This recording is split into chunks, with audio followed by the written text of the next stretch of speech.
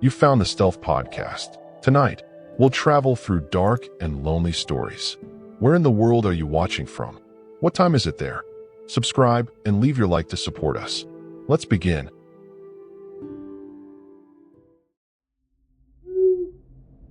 My name is Marcus Holloway, and I'm 32 years old. 7 months ago, I left my apartment in Boston to live full-time on the road in my converted Sprinter van. Corporate burnout will do that to you. Push you to the edge until one day you just snap, sell almost everything you own, and drive towards something like freedom. My van, which I lovingly named Wayward, isn't fancy, but it's home. Solar panels on the roof, a small kitchen setup, a comfortable bed platform, and enough storage for the essentials. That's all I need. The autumn colors were peaking as I drove through Virginia's Blue Ridge Mountains. I'd spent the last few weeks meandering down the East Coast, stopping whenever a place caught my interest. Cell reception had been spotty all day, which didn't bother me. I'd grown to appreciate disconnecting. My Instagram followers would just have to wait for their daily dose of envy-inducing van life photos. It's funny how the reality behind those perfectly framed shots is so different. The constant search for bathrooms, the unexpected breakdowns, the nights when you can't find a safe place to park. The sun was setting as I turned onto a narrow forest road, hoping to find a quiet spot to camp for the night. The map on my phone showed a small area near Blue Ridge Hollow that looked promising, secluded, but not too far from civilization. I'd learned early on that the sweet spot for stealth camping was finding places isolated enough to avoid unwanted attention, but close enough to get help if needed. Today, I'd break my own rule by venturing deeper into the woods than usual, but after 3 nights in Walmart parking lots, I was desperate for some peace and natural surroundings. The gravel road narrowed as I drove deeper into the forest, tree branches scraping against my van's sides like fingers trying to hold me back. Most people don't understand this lifestyle. They see the Instagram highlights, not the moments of intense solitude or occasional fear. Not the times when you're parked in the middle of nowhere, and every sound outside makes your heart race. But the freedom makes it worthwhile. At least that's what I'd been telling myself. The small clearing I found seemed perfect, flat ground, shielded by trees, with enough space to maneuver my van. I went through my evening routine, setting up the window covers for privacy, preparing a quick pasta dinner on my portable stove, and cracking a beer while scrolling through my downloaded podcasts. Outside, the forest had grown completely dark, and the absolute silence was both peaceful and slightly unsettling. No distant traffic noise, no city hum, just nothing. As I was cleaning up dinner, I noticed a small wooden sign half hidden in the underbrush at the edge of the clearing, Blue Ridge Hollow, and no trespassing. Below it, someone had carved crudely into the wood, "They watch at night." I laughed it off as local superstition or teenagers trying to scare each other. Every small town has its ghost stories and legends, right? I'd encountered plenty of them in my travels. This one would just join the collection of weird roadside curiosities I'd tell friends about later. Sleep came easily after a long day of driving. I was comfortable in my cozy sleeping bag, the van locked up tight, as always. It must have been around 2 a.m. when I woke up to what sounded like scratching on the van's exterior. At first, I dismissed it as tree branches in the wind, but there wasn't any wind tonight. The scratching continued, methodical and deliberate, moving slowly around the perimeter of the vehicle. Fear crept up my spine as I lay perfectly still, barely breathing. Then came the distinct sound of someone testing my door handle. Gentle at first, then more insistent. My heart hammered against my ribs. Living on the road, you mentally prepare for this scenario but hope it never happens. I reached for my phone and the baseball bat I keep beside my bed, trying to move silently. The handle jiggled again, more forcefully this time. Then a voice, low and raspy, spoke just outside my window. "I know you're in there." The voice whispered, close enough that I could almost feel the breath behind it. "This is private property. You shouldn't have come here." The voice didn't sound angry, which somehow made it more disturbing. It sounded almost pleased, as if my trespassing was exactly what they had hoped for. I stayed frozen, clutching my bat, as a shadow passed across my privacy curtains, a silhouette illuminated briefly by what must have been a flashlight. And then the tapping began, rhythmic and patient, like someone who had all night to wait. The tapping continued for what felt like hours, but was probably only minutes. I struggled to control my breathing, trying to think rationally despite the terror pulsing through me. My phone showed no service, of course. The baseball bat felt inadequate against whatever waited outside. I considered my options: stay put and hope they'd leave, or confront them. Neither seemed particularly appealing. The scratching moved to the back doors now, more aggressive. Someone wanted in. Badly. Last chance. The voice called out, now louder and more confident. Open up, or I'll do it myself. The threat hung in the air as I heard what sounded like metal on metal. Was he trying to jimmy the lock? That decided it. I couldn't just wait to be broken into.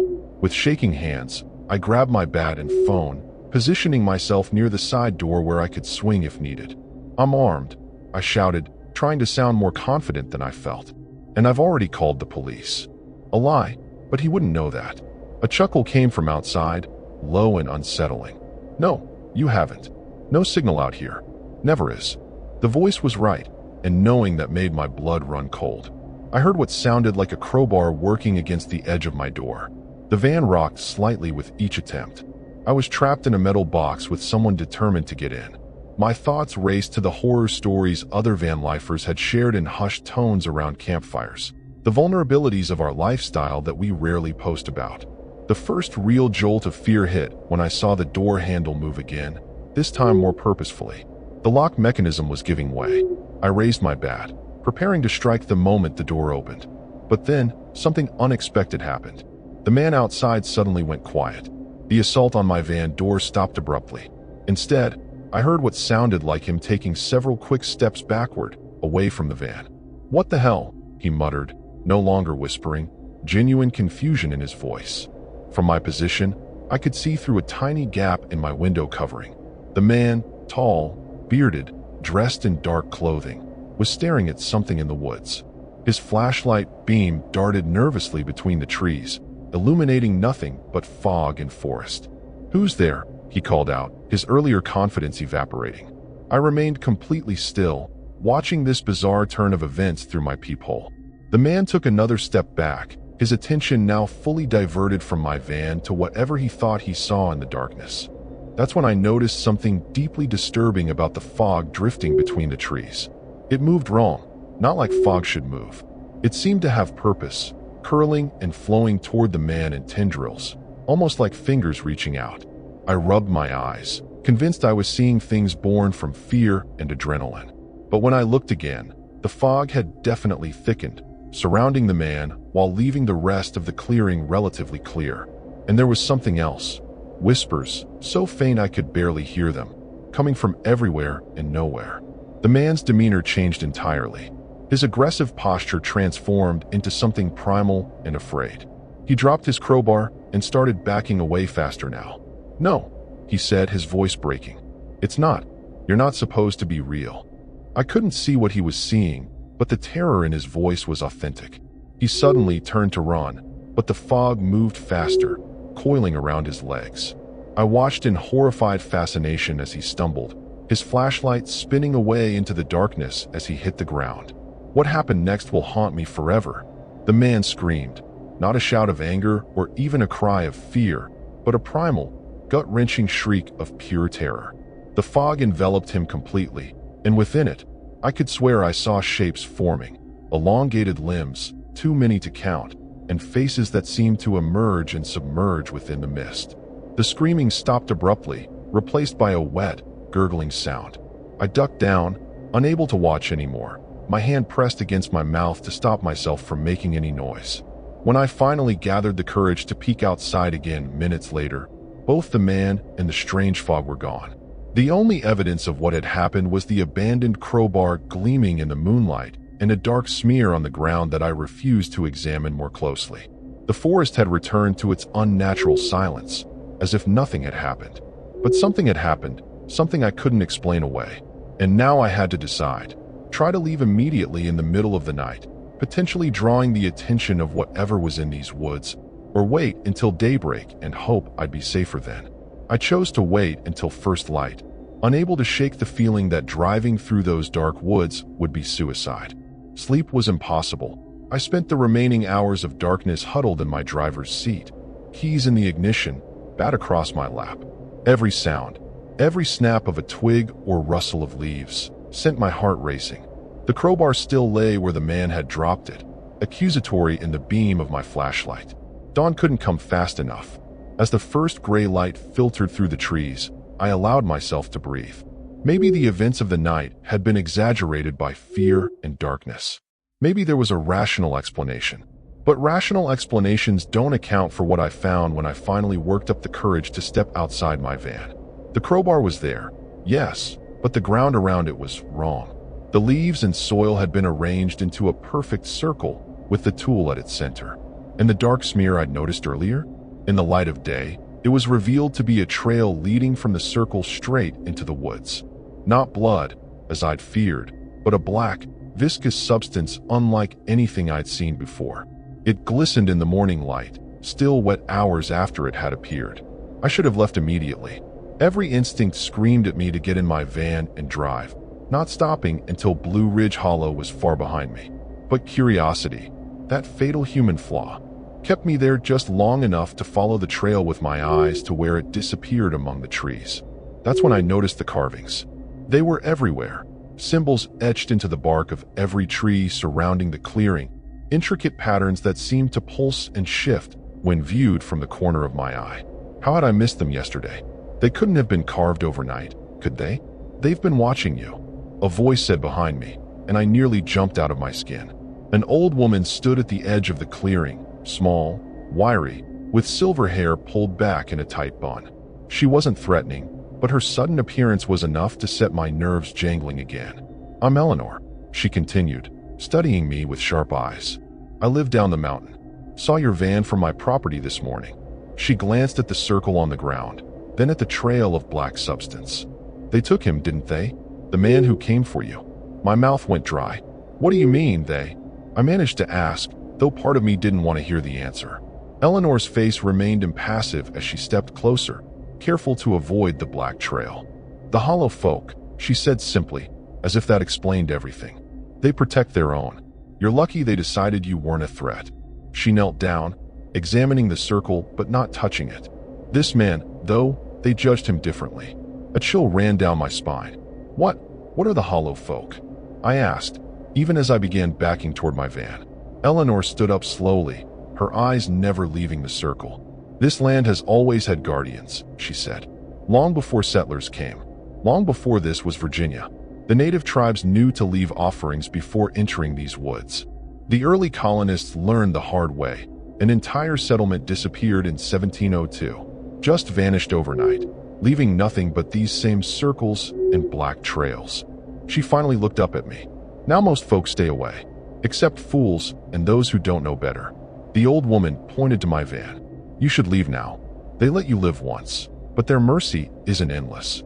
Especially not when the black moon rises tonight."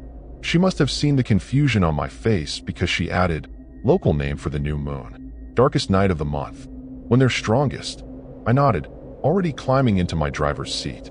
I didn't know if Eleanor was crazy or if what happened last night was real, but I wasn't sticking around to find out. I turned the key in the ignition, relieved when the engine rumbled to life. That relief was short-lived. As I put the van in gear and began to move forward, something dark dripped onto my windshield from above. Then another drop, and another. I hit the wipers, but they only smeared the black substance across the glass, making it worse. It was the same viscous liquid from the trail on the ground, now falling from the trees like rain. Through the smeared windshield, I saw Eleanor backing away, her eyes wide with fear. "They've changed their minds," she whispered, just loud enough for me to hear. "Drive now." I floored it, fighting to see through the blackened glass as my van jolted forward down the narrow forest road. The substance continued to pour down, heavier now, drumming on the roof like a storm. Through gaps in the streaks, I caught glimpses of movement in the trees, shapes flowing parallel to the road, keeping pace with my speeding vehicle. Not human shapes, not animal either. Something else entirely, fluid and wrong, like the fog from last night given more substantial form. I pushed the van harder, the engine protesting as we hit bumps and dips in the rough road. The black rain suddenly stopped as quickly as it had begun, leaving my windshield a mess, but at least partially visible. I slowed slightly, trying to get my bearings. That's when I saw it in my rearview mirror. A massive shape emerging from the forest behind me, tall as the trees themselves. In the mirror's reflection, I could make out a vaguely humanoid figure composed entirely of swirling black mist, with dozens of writhing appendages and countless faces appearing and disappearing within its form. It moved with impossible speed, covering ground in great strides, directly toward my van. I slammed my foot on the accelerator, the engine roaring in protest as the speedometer climbed. The van bounced violently over the uneven forest road, my knuckles white on the steering wheel. In the rearview mirror, the monstrous shape continued its pursuit, moving with a fluid grace that defied its massive size. Each time it touched the ground, black liquid splashed upward, marking its trail. My teeth rattled as I hit another pothole, but I didn't dare slow down. Whatever that thing was, this hollow folk that Eleanor had warned me about, it wanted me, and I had no intention of finding out why. The narrow road twisted sharply, and I nearly lost control as I took the turn too fast. The van's tires skidded on the loose gravel, dangerously close to the edge where the ground dropped away into a steep ravine. I corrected just in time, the back end fishtailing before finding purchase again. A glance in the mirror showed the entity had cut straight through the forest rather than following the road's curve, shortening the distance between us. It moved through trees as if they weren't there, leaving them coated in that same black substance as it passed. "Come on, come on," I muttered to my van, willing it to go faster as the road briefly straightened. The engine was overheating, a warning light flashed on the dashboard, adding to my panic. My beautiful home on wheels wasn't built for this kind of abuse. Up ahead, the road forked, with no indication of where either path led. I had seconds to decide, the entity now close enough that I could hear a sound like rushing water mixed with whispers coming from behind me. I yanked the wheel right, choosing the path that seemed to head downhill, hopefully toward civilization. Wrong choice. The right fork narrowed almost immediately, becoming little more than a game trail. Branches slapped against the van's sides and roof as I pressed on, unable to turn around, unwilling to stop. The side mirrors were torn off, and something cracked against the skylight above my bed. The entity followed relentlessly, seeming to grow larger as the day darkened around us. That wasn't right. It was mid-morning. The sun should be getting higher, not lower.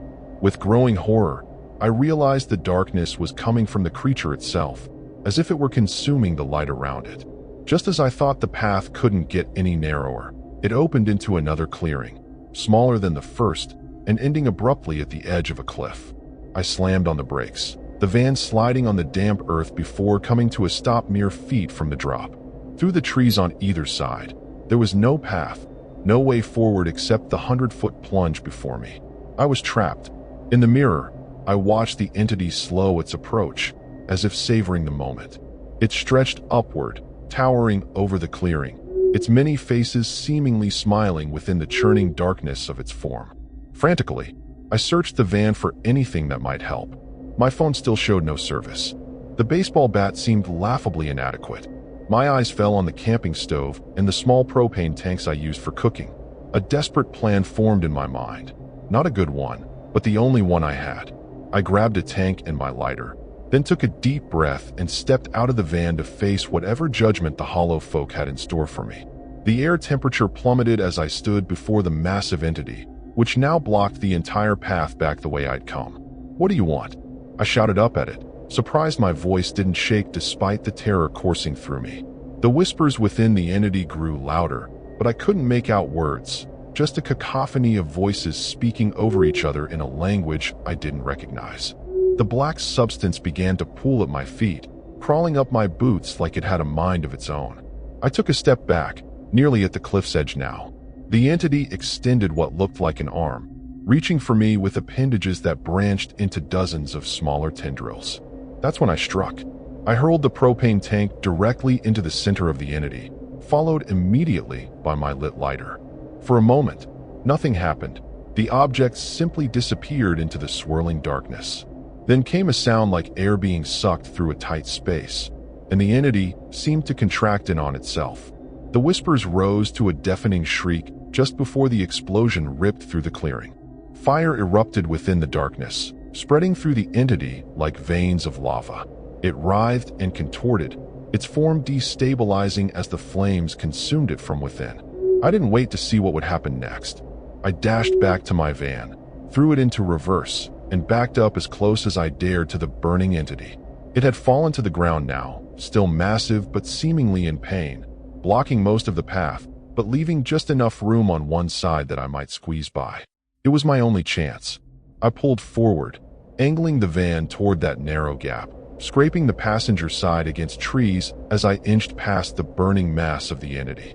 The heat was intense, blistering through the windows. The black substance bubbled and popped where the flames touched it.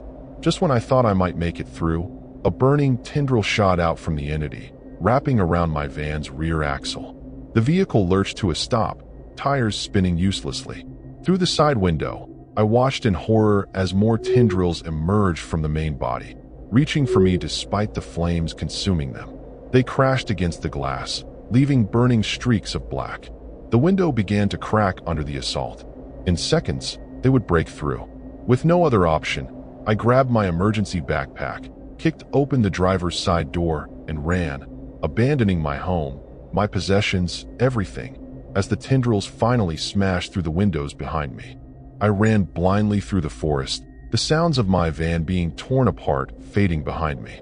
Every breath burned in my lungs. Every step took me deeper into unknown territory. I had no plan beyond putting distance between myself and that clearing. The forest grew thicker, darker, the trees pressing in on all sides. Several times I tripped over exposed roots or slipped on patches of that same black substance that now seemed to be everywhere. My mind kept replaying what I'd seen. That impossible entity, Eleanor's warnings, the man from last night. None of it made sense, and yet all of it was terrifyingly real. After what felt like hours of running, I collapsed against a large oak tree, my legs giving out beneath me. Only then did I take stock of what I had. My backpack contained a water bottle, some protein bars, a first aid kit, a flashlight, and a portable charger for my still useless phone. Nowhere near enough to survive in these woods for long. I needed to find my way back to civilization, but I had no idea which direction to go. The canopy above was too thick to see the sun's position, and the persistent darkness surrounding me made it impossible to determine the time of day. It was as if the entire forest existed in permanent twilight. As my breathing slowed, I became aware of an unsettling quiet. No birds sang, no insects buzzed. The only sound was the occasional drip of that black substance from the trees above. I'd never experienced such complete silence in a forest before. It was unnatural, wrong. I took a swig from my water bottle and forced myself to stand again. Moving was better than sitting still, becoming an easy target. But which way? I closed my eyes, trying to visualize the road I'd driven in on, the direction of the nearest town. When I opened them again, I nearly screamed. The black substance had formed a trail on the ground while my eyes were closed, a line leading deeper into the woods.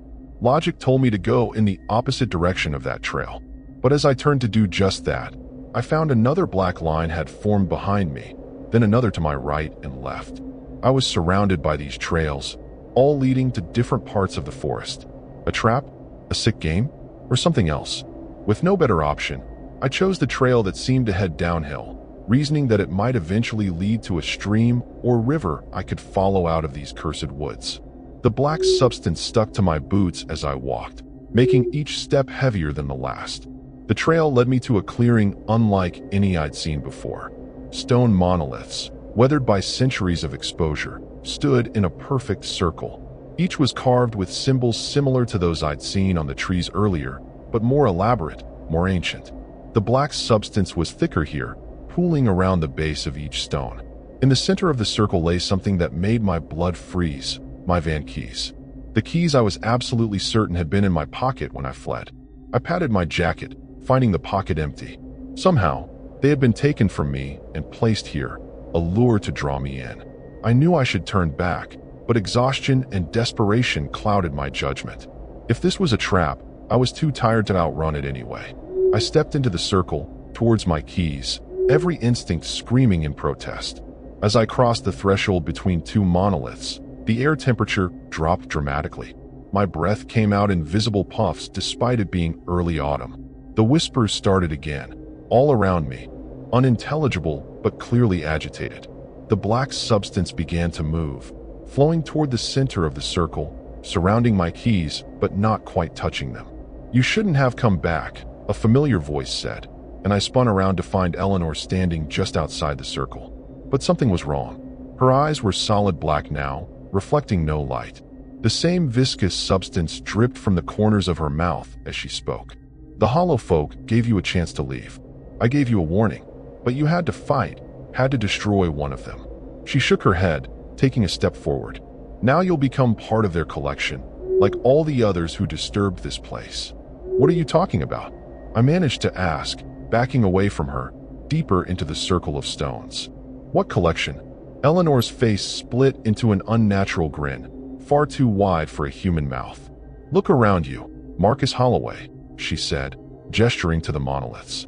For the first time, I noticed small objects placed at the base of each stone: watches, rings, phones, wallets. Personal items. Dozens of them. With dawning horror, I realized they were trophies, tokens taken from victims.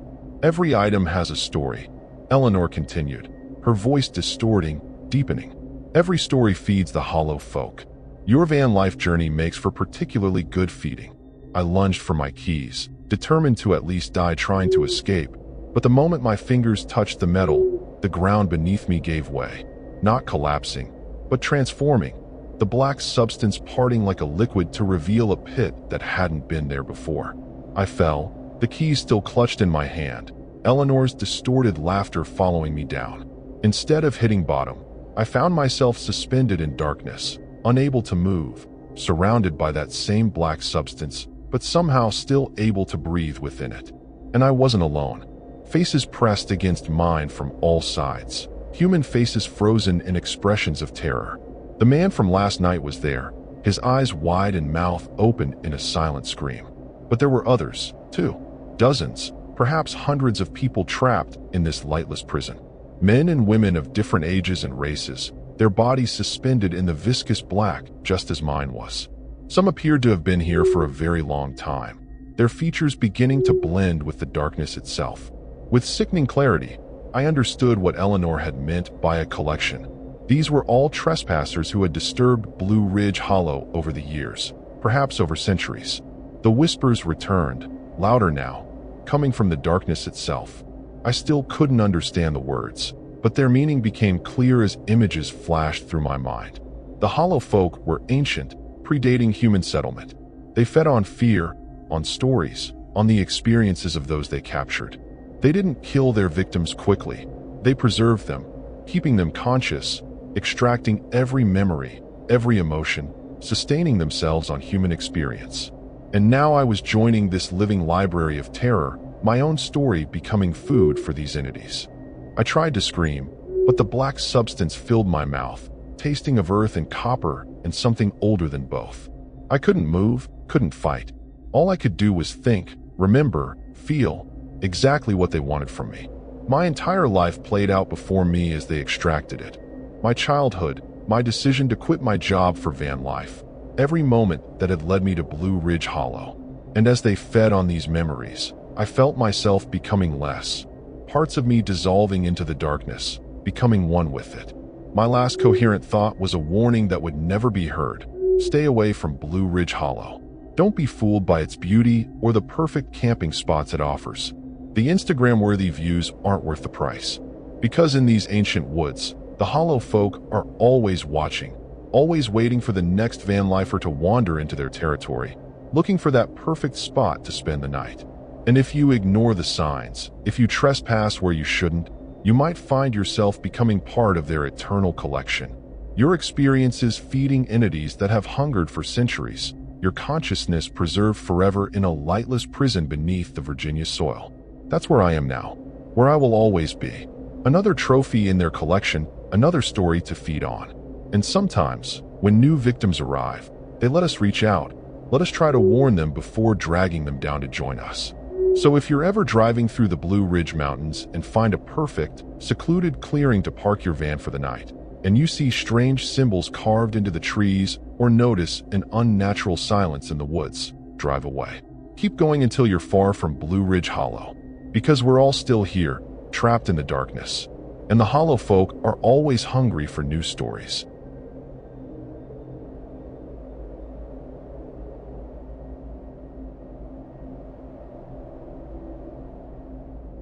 Dust kicks up under my tires as I pull my van into a gravel lot just off Route 460, deep in the heart of Virginia. I'm Ethan Caldwell, 29 years old, hailing from Asheville, North Carolina. The van's my home. Converted it myself with a bed, a tiny stove, and some shelves for my books and gear. Tonight, I'm parked near the fringes of Appomattox, chasing a bit of quiet after weeks on the road. The air's thick with that humid, southern summer scent, and the cicadas are screaming. I've been at this Vanlife gig for 2 years, bouncing from national parks to random back roads. But something about this spot feels heavier than usual. Maybe it's just me being tired. I lock the doors, crack a beer, and try to shake it off. The lot I'm in is deserted, just a patch of dirt next to a shuttered gas station. I picked it because it's far enough from town to avoid nosy cops, but close enough to feel semi-civilized. My buddy Marcus, who I met at a Vanlife meetup in Tennessee, warned me about parking in places like this. Small towns got eyes, he'd said, half joking. Marcus is a big guy, 40, with a beard that could hide a squirrel. He's been living in his rig longer than me and swears every town has its secrets. I laughed him off then, but now, sitting here alone, I'm starting to wonder. I pull out my phone to check the map. No service. Figures. The lot's surrounded by dense woods, and the only light comes from my van's interior bulb and a faint moon. I'm not superstitious, but Virginia's got a reputation. Ghost stories, old Civil War grudges, and weird local myths that float around like fog. I heard one in a diner a few days back about something called the Gray Man, a figure that supposedly haunts these parts. Just bar talk, I tell myself. Still, I double-check the locks.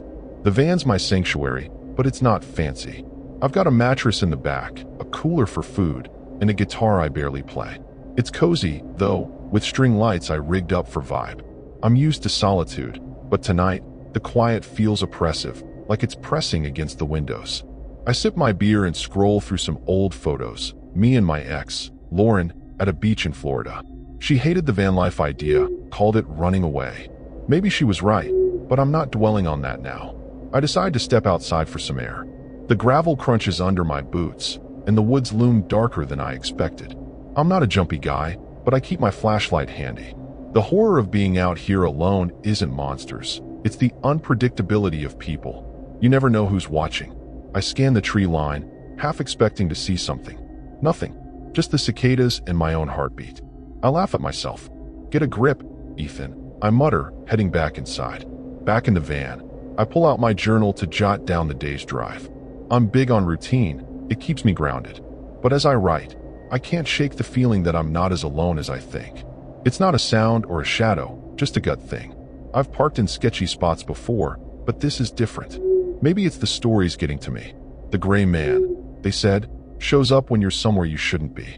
I shove the thought away and turn on some music to drown it out. The playlist helps, but not much. I'm halfway through a song when I notice my cooler's low on ice. I'll need to hit a store tomorrow. Appomattox isn't far, maybe 10 miles. I met a cashier there earlier today, Jenna, who seemed nice enough. Mid-26, with dark hair and a smile that said, "You're not from around here, are you?" She mentioned something about locals not liking outsiders parking overnight. I brushed it off, small-town paranoia, right? But now I'm wondering if I should have listened. I try to settle in, but the van feels smaller tonight, like the walls are closing in. I tell myself it's just the isolation playing tricks. I've done this 100 times. Park, sleep, move on. But as I lie back on my mattress, staring at the ceiling, I can't shake the sense that something's off. It's not fear, not yet. Just a nagging, disturbing feeling that I've stumbled into something I don't understand. I pull the curtains tight and try to sleep. The van's my fortress, but out here, it's just a speck in the dark. I tell myself I'm overthinking it. Tomorrow, I'll head into town, grab some supplies, and laugh this off. But as I close my eyes, the cicadas seem to hum a warning, and I can't help but wonder what's waiting out there in the Virginia night. Morning hits like a slap, sunlight slicing through a gap in my curtains. I'm groggy, my neck stiff from sleeping weird. The van's stuffy, and that disturbing vibe from last night lingers like a bad dream. I check my phone, still no signal. Great. I need to get into Appomattox for ice, and maybe some coffee to shake this fog. But as I climb out of bed, I notice something off. My flashlight, which I left on the counter, is on the floor. I know I didn't knock it over. My stomach twists, but I tell myself it's nothing. Van shift, stuff falls. Right? I step outside to check the van. The gravel lot looks the same. Empty, quiet, with the woods staring back. But there's a weird scratch on the driver's side door, shallow but fresh. Could have been a branch, maybe? I run my fingers over it, trying to convince myself it's no big deal. But the horror of being out here, alone, creeps in. I'm not paranoid, but I'm not stupid either. I decide to head into town sooner rather than later. Safety in numbers, you know? The van starts fine, thank God. I'm halfway down Route 460 when I notice my gas gauge is lower than it should be. I filled up 2 days ago. There's no way I burned through that much. A leak? Or something else? My mind jumps to dumb stuff, like someone siphoning my tank while I slept. I laugh it off, but it's a nervous laugh. Marcus always said, "Trust your gut out there." My gut's screaming something's wrong, but I don't know what. In Appomattox, I pull into a gas station. Jen is there, working the register. She gives me a nod, but her smile's gone. "You look rough," she says, ringing up my coffee.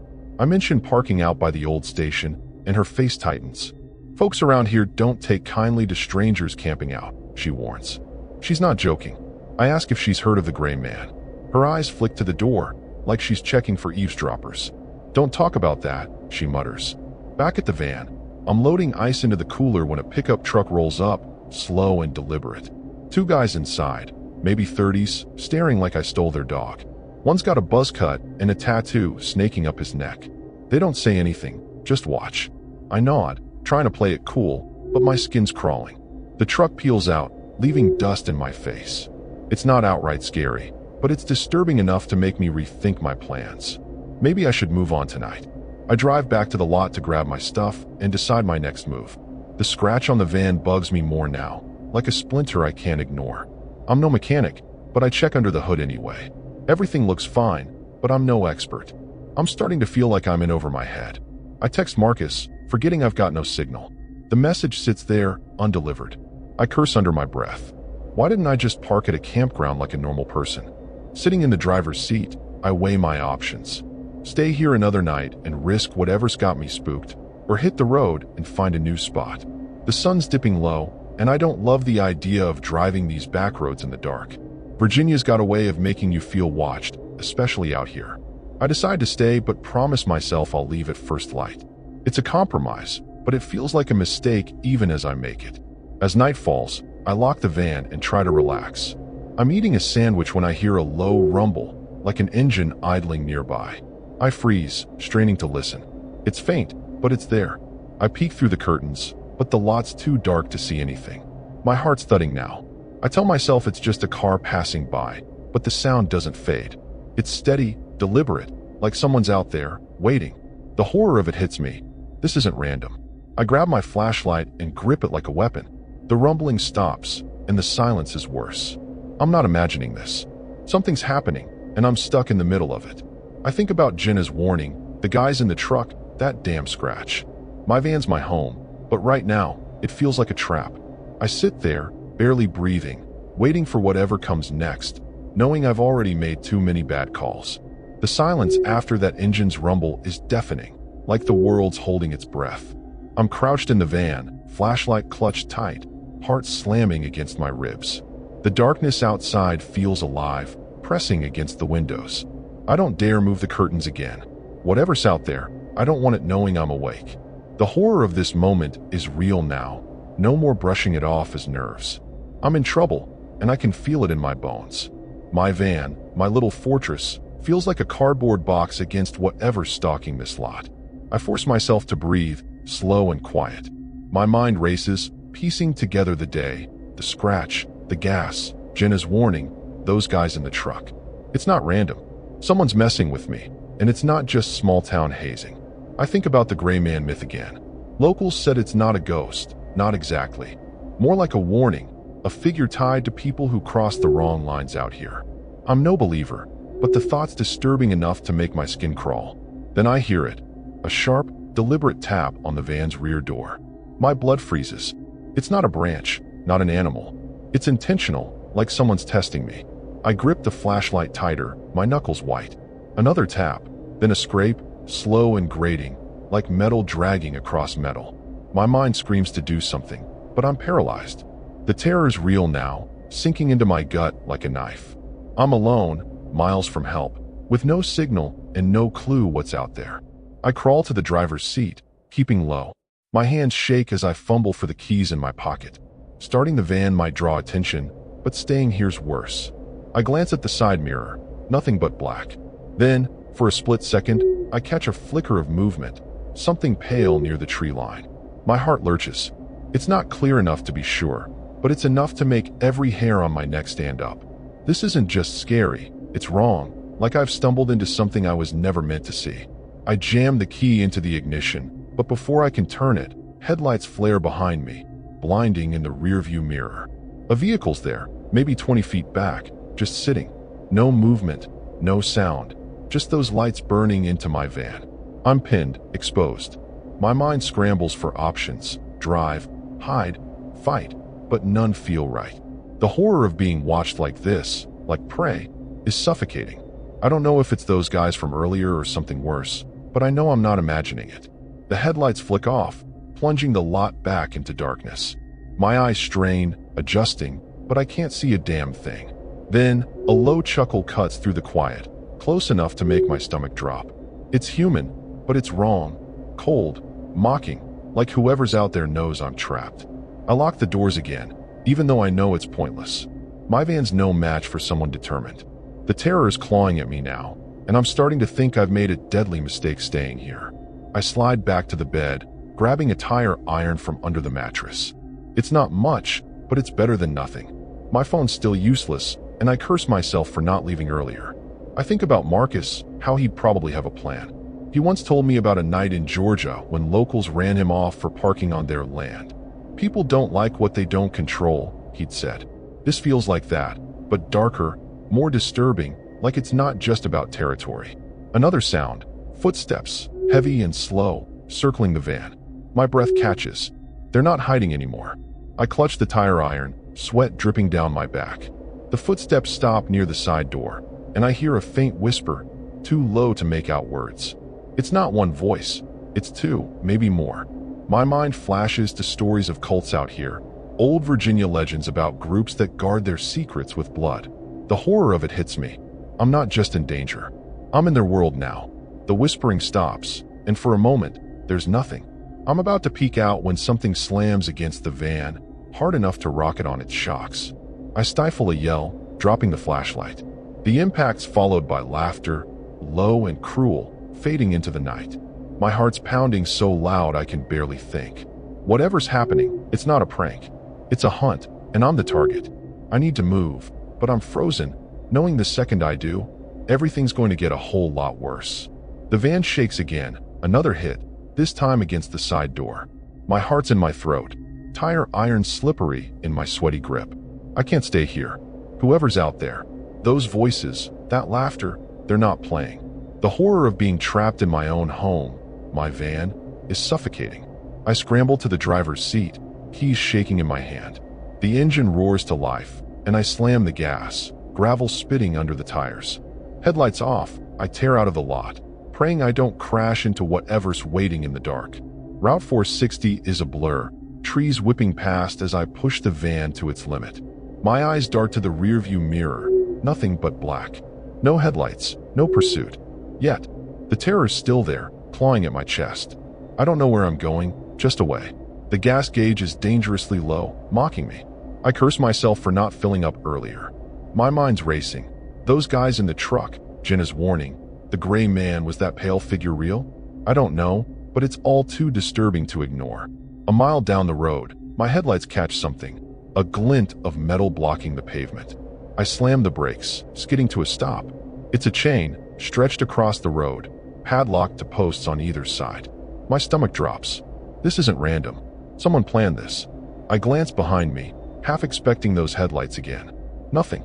The silence is worse, like the night's waiting for me to make a move. The horror of being cornered like this makes my hands shake as I grip the wheel. I throw the van into reverse, looking for a side road, anything. There's a dirt path to the left, barely visible, cutting into the woods. It's a risk, but staying here's suicide. I turn hard, branches scraping the van's sides as I plunge into the dark. The path's narrow, barely wide enough for my rig. My tires churn through mud, and I pray I don't get stuck. Every snap of a twig feels like a gunshot. I'm not just running, I'm being herded, and the thought is so scary it's hard to breathe. The path twists deeper into the forest, and my headlights catch movement, something darting between the trees. Human, maybe, but too fast to be sure. My pulse hammers. I think of Marcus, how he'd say, "Never let him box you in." Too late for that. I'm boxed bad. The van lurches over a root, and for a second, I think I'm done. But it keeps going, engine screaming. The disturbing reality hits. Whoever's out there knows these woods better than I ever will. Then I see it, a clearing ahead, an old barn looming like a ghost in the moonlight. I don't want to stop, but the path ends here. No way forward. I kill the engine, listening. Nothing but my own ragged breathing. I grab the tire iron and my phone, still useless. The barn's my only shot. Hide. Wait, maybe find a way out. I slip out of the van, legs like jelly, and sprint to the barn's rotting door. The air's thick with mildew and something sharper, like blood. The horror of what I'm walking into hits me, but there's no turning back. Inside, the barn's a maze of shadows, broken beams, and rusted tools. I crouch behind a stack of crates, tire iron raised. My eyes adjust, catching faint outlines. Then I see it, scratched into the wood, crude but clear, a stick figure with hollow eyes. The gray man. My blood runs cold. This isn't just locals messing with me. It's something older, darker, tied to this place. The terror's so thick I can barely think.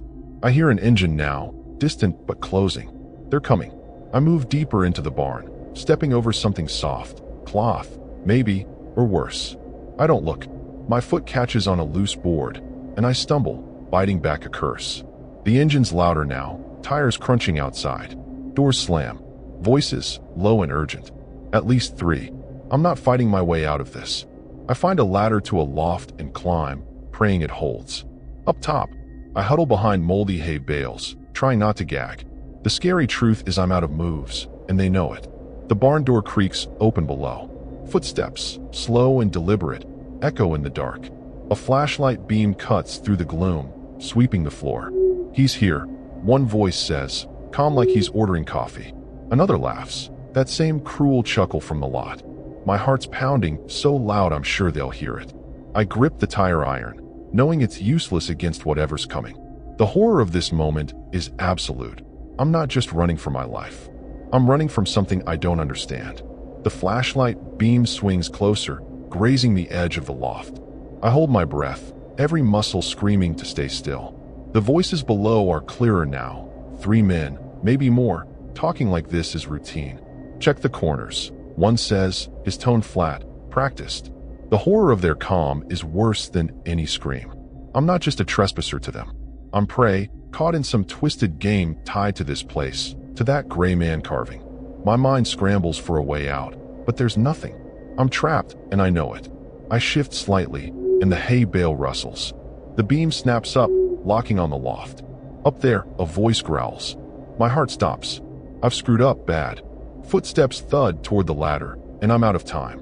I lunge for the far end of the loft, hoping for a window, a drop, anything. There's a hatch, half rotted, and I shove it open, tumbling onto a slanted roof. The night air hits me, cold and sharp, but the terror's hotter, burning through me as I slide to the edge. I drop to the ground, pain shooting through my ankle. No time to care. I sprint for the woods, tire iron still in hand, branches tearing at my skin. Behind me, shouts erupt. They've seen me. Engines roar, headlights slicing through the trees. The disturbing truth hits. They're not just chasing me. They're hunting, and they've done this before. I think of Jenna, her warning, and wonder if she knew more than she let on. Too late to ask now. The woods are a nightmare, roots tripping me, darkness swallowing everything. I hear them, crashing through the brush, closing in. My lungs burn, but I keep running, dodging trees, praying for a road, a house, anything. My ankles screaming, slowing me down. I flash to Marcus, his stories of close calls, and wish I'd listened better. The scary part isn't just the men, it's the feeling that something else is out here, watching, guiding them. That pale figure I saw, was it real? A beam catches me, pinning me like a bug. I dive behind a tree, heart hammering. They're close, voices sharp now, barking orders. I grip the tire iron, knowing it's pointless against numbers like this. My phone's still in my pocket, useless as ever. I think about Lauren, how she'd begged me to quit this life. If I'd listened, I wouldn't be here, running from death in some Virginia backwater. The horror of my choices is as real as the men hunting me. I break cover, sprinting again, but my ankle buckles, and I hit the ground hard. The tire iron skids away. I crawl, desperate, but boots crunch behind me. A hand grabs my collar, yanking me up. I swing blindly, connecting with something soft, and a man curses. But there's too many. A fist slams into my gut, dropping me. The world spins, pain and terror blending into one. I see a face, buzz cut, tattooed neck, eyes cold as ice. Shouldn't have stayed, he says, almost sad. They drag me back toward the barn, my screams swallowed by the woods. The gray man carving flashes in my mind, those hollow eyes. I don't know if it's a myth, a symbol, or something real, but it's tied to them. My mistake was thinking I could outrun it, that I could just drive away. The disturbing reality is I was never in control. They knew I was here the moment I parked. Jenna's face pops up again. Did she tip them off? I'll never know. At the barn, they shove me inside, my hands zip-tied. The air's thick with that blood and mildew stench. I see shapes in the dark, tools, ropes, something dripping. My mind screams for a way out, but there's none. The men circle, silent now, their faces unreadable. One holds a knife, not big, but sharp enough to end this. The horror's complete. I'm not getting out. I think of my van, my home, probably already stripped. My life, all my choices led to this. The last thing I hear is that chuckle, low and cruel, as the knife glints in the flashlight's beam. I close my eyes. The gray man's image burned into my mind. Maybe it was real, maybe it wasn't. But as the pain comes, sharp and final, I know one thing. I should have listened to my gut. Virginia's secrets don't let you leave. Not alive.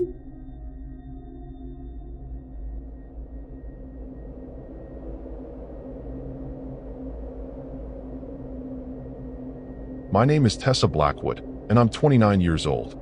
After 3 years of living in my cramped Seattle apartment and working remotely as a graphic designer, I decided to take the plunge into van life. 6 months ago, I purchased a Ford Transit, converted it myself with the help of YouTube tutorials, and hit the road. I named my van Nomad. A bit cliche maybe, but it felt right.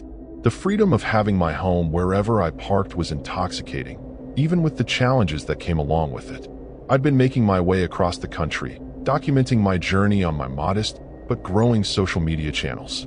The algorithm seemed to favor the beautiful sunset shots and carefully staged coffee with a view photos rather than the reality.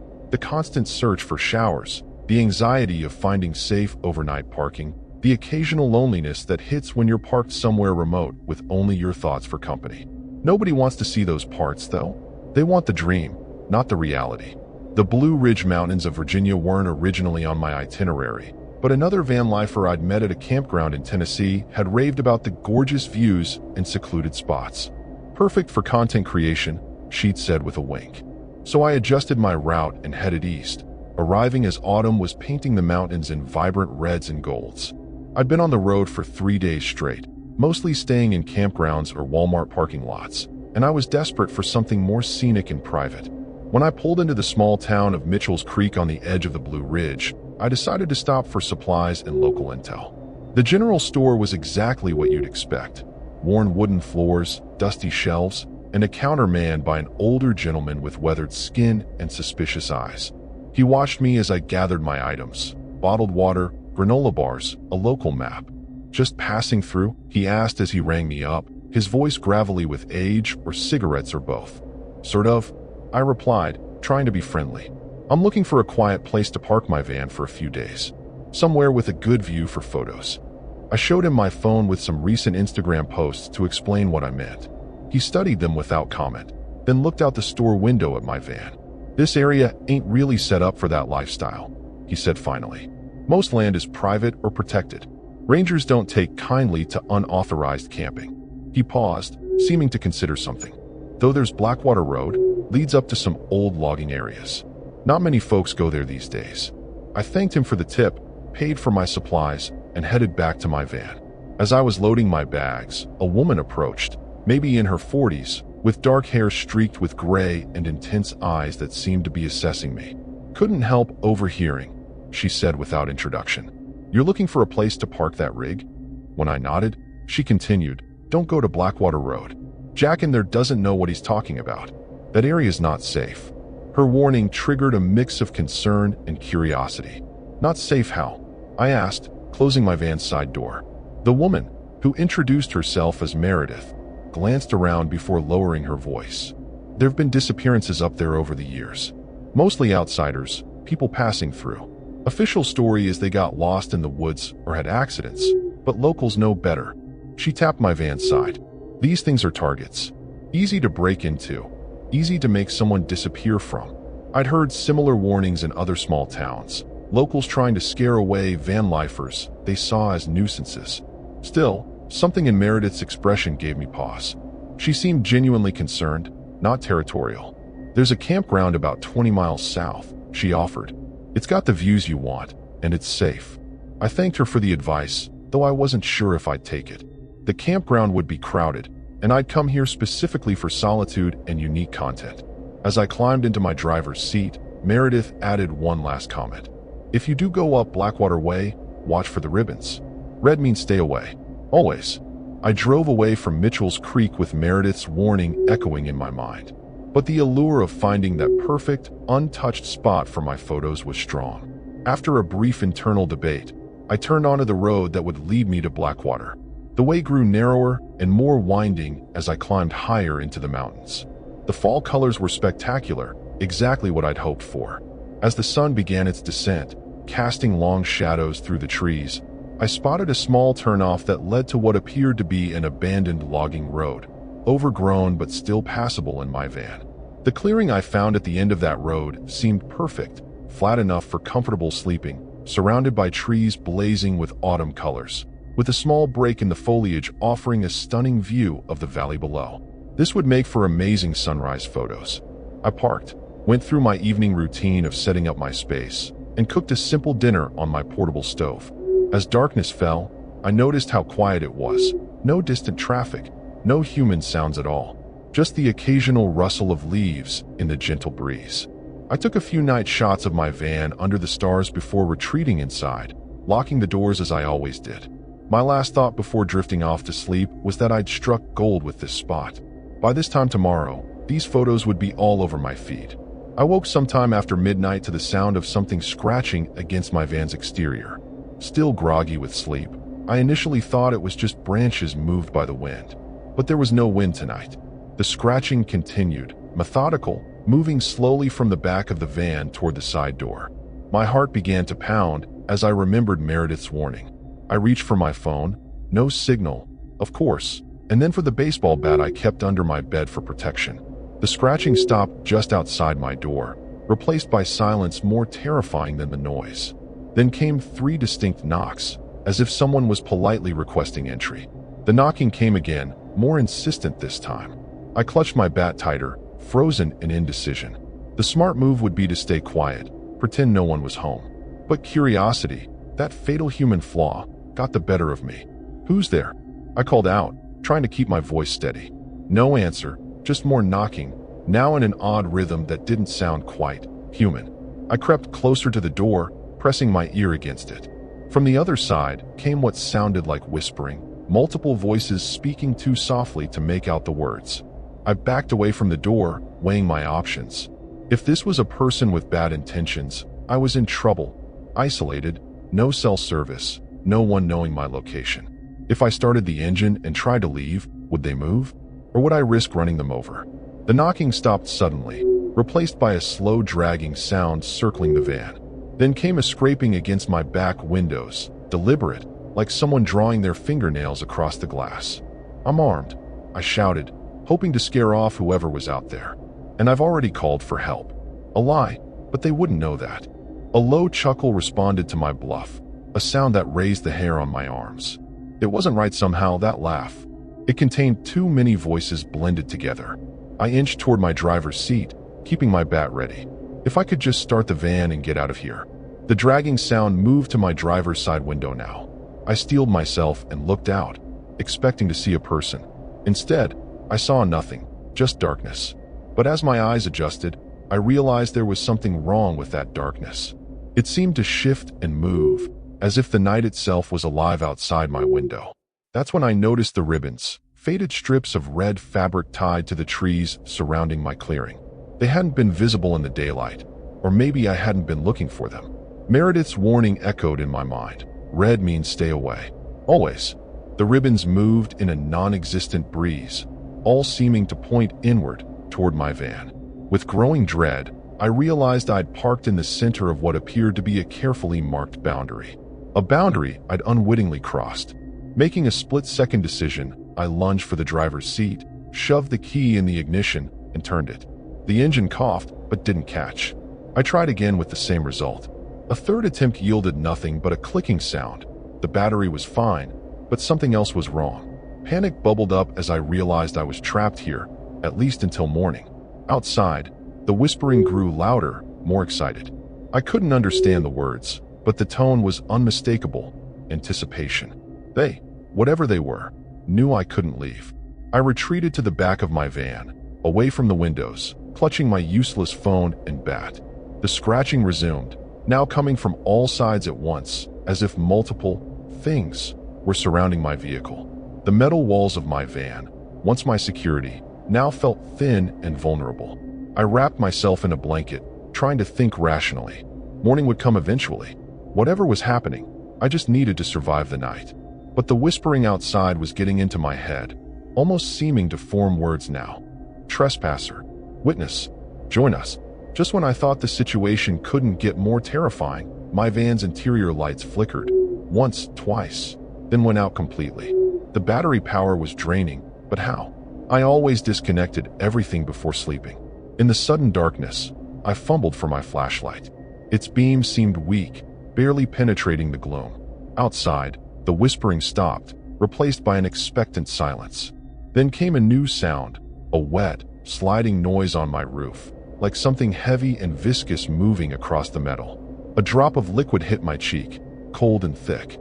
I wiped it away, shining my flashlight upward. A dark stain was spreading across my ceiling, centered above my bed. Another drop fell, then another. It wasn't water, it was too viscous, too dark, more like oil but with an iridescent quality that caught the light strangely. I scrambled away as the drops became a trickle, the substance pooling on my bed where I'd been sitting moments before. The ceiling material began to bulge downward under some unseen weight. The beam of my flashlight caught movement through my side window, shadowy figures moving between the trees. Not people exactly. They were too tall, too fluid in their movements, as if they weren't fully solid. I counted 3, then 5, then lost track as they circled my van. The red ribbons twisted in their wake, straining toward them like metal to a magnet. One figure approached my window directly, pressing what should have been a face against the glass. I stifled a scream as I saw it clearly. A rippling darkness where features should be, constantly shifting and reforming, with only the suggestion of eyes and mouth. The ceiling above me gave way with a sickening tear, the dark substance pouring into my van like crude oil. It moved wrong, flowing uphill in places, splitting into tendrils that reached toward me with purpose. I backed into the corner furthest from it, but there was nowhere to go. The substance touched my foot, cold as ice, sending a shock of wrongness through my body. Images flashed through my mind. Ancient trees, stone circles, sacrifices made by firelight. Memories that weren't mine, couldn't be mine. With the last of my strength, I kicked open my side door, choosing the shadowy figures outside over the invading darkness within. The moment I stepped outside, the whispering stopped. The forest fell eerily silent as I stood trembling beside my van, bat still clutched in my white-knuckled grip.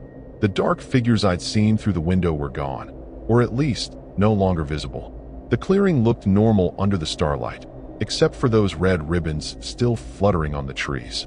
Inside my van, the strange substance had stopped flowing from the ceiling and now lay in a motionless pool on my bed. Had I imagined the way it moved? Was I losing my mind?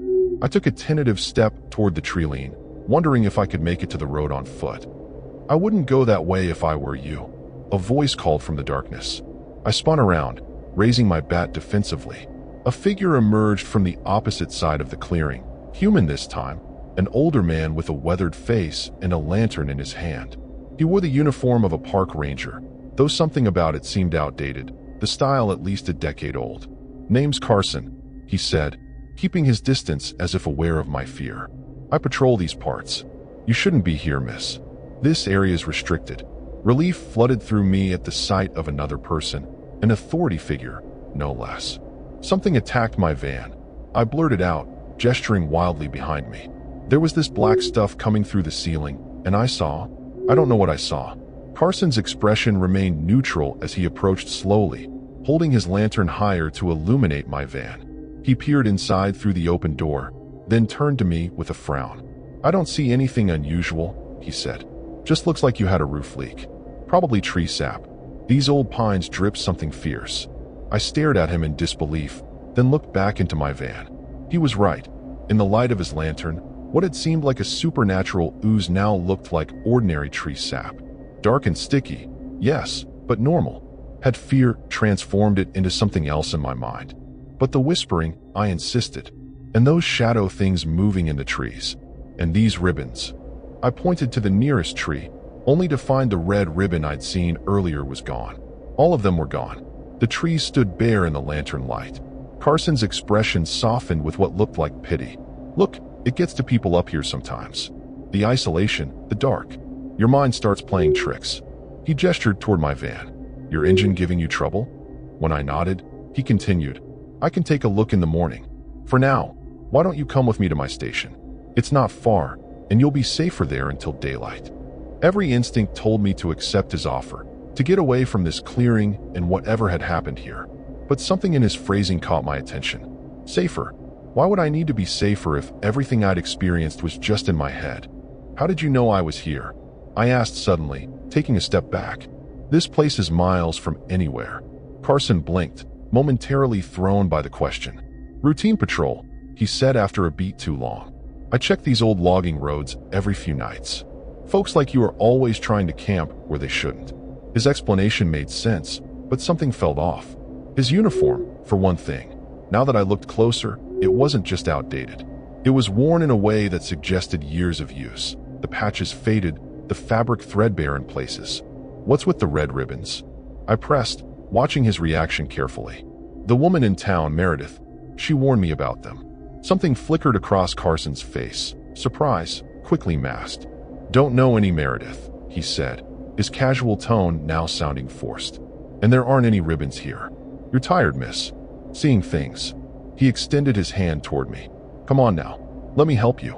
As he reached out, his sleeve rode up slightly, revealing his wrist. In the lantern light, I saw what looked like a tattoo or brand. A circular symbol with intricate patterns inside it, similar to the designs I'd glimpsed in those flashing images when the substance touched me. I took another step back, raising my bat again. "Who are you really?" I demanded, fear giving my voice a sharp edge. Carson's friendly demeanor vanished like a mask being dropped. His posture changed, becoming more rigid, his head tilting at an unnatural angle. "I am a guardian," he said, his voice dropping an octave, taking on that same multi-toned quality I'd heard in the whispering. "And you are a trespasser, Tessa Blackwood. You crossed the boundary. You disturbed what should not be disturbed."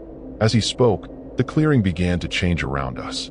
The red ribbons reappeared on the trees, now glowing faintly in the darkness. The ground beneath my feet darkened, as if shadow itself was seeping up from the earth. Carson's form seemed to flicker, sometimes appearing solid and human, other times blurring at the edges, becoming one with the darkness surrounding us. "The others wanted to take you immediately," he continued, taking a step toward me. "I convinced them to try another way, a gentler way, but you refuse our hospitality." "What others?" I whispered, though I already knew the answer. The shadows between the trees were moving again, coalescing into those tall, fluid figures I'd seen earlier. They glided forward, forming a circle around the clearing, cutting off any escape route. Carson smiled, but it wasn't a human expression anymore. His face stretched too wide, his teeth too numerous. "The true inhabitants of this mountain," he said. "The ones who were here long before your kind built roads and towns. The ones who hunger for new stories, new experiences. One of the shadow figures detached from the circle, flowing forward until it stood beside Carson. Up close, it was even more disturbing. A vaguely humanoid shape composed of swirling darkness, with suggestions of limbs and features that never quite solidified. It reached out toward me with an appendage that might have been an arm, and I felt an ice-cold pressure in my mind, like something trying to dig through my thoughts. Images from my life flashed before my eyes. Childhood memories, my decision to leave Seattle, every step that had led me to this clearing. "Stop it," I cried, swinging my bat through the shadow figure's arm. The bat passed through harmlessly, but the mental intrusion ceased. Carson chuckled, the sound echoing unnaturally through the clearing. "They're just getting to know you, Tessa. Your story is particularly interesting to them. A soul seeking freedom, seeking beauty. So much emotion." He gestured around us. "This place has been a crossroads for centuries. A thin spot between worlds. We guard it, maintain it, and in return, we feast on the experiences of those who wander where they shouldn't." As he spoke, more of the black substance began to seep from the ground, forming pools that reflected the starlight oddly. The shadow figures drew closer, their whispering growing louder, more insistent. I backed toward my van, hoping against hope that the engine might start now. "You can't leave," Carson said, as if reading my thoughts. "Once you've been chosen as a witness, you must fulfill your purpose."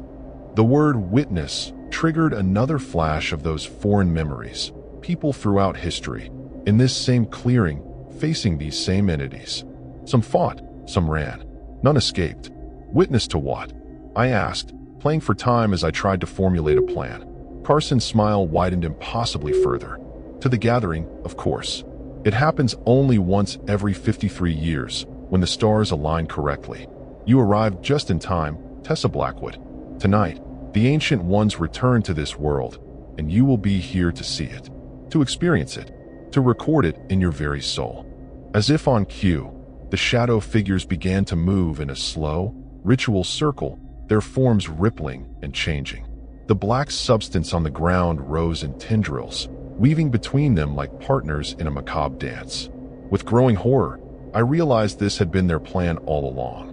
The scratching, the whispering, the invasion of my van.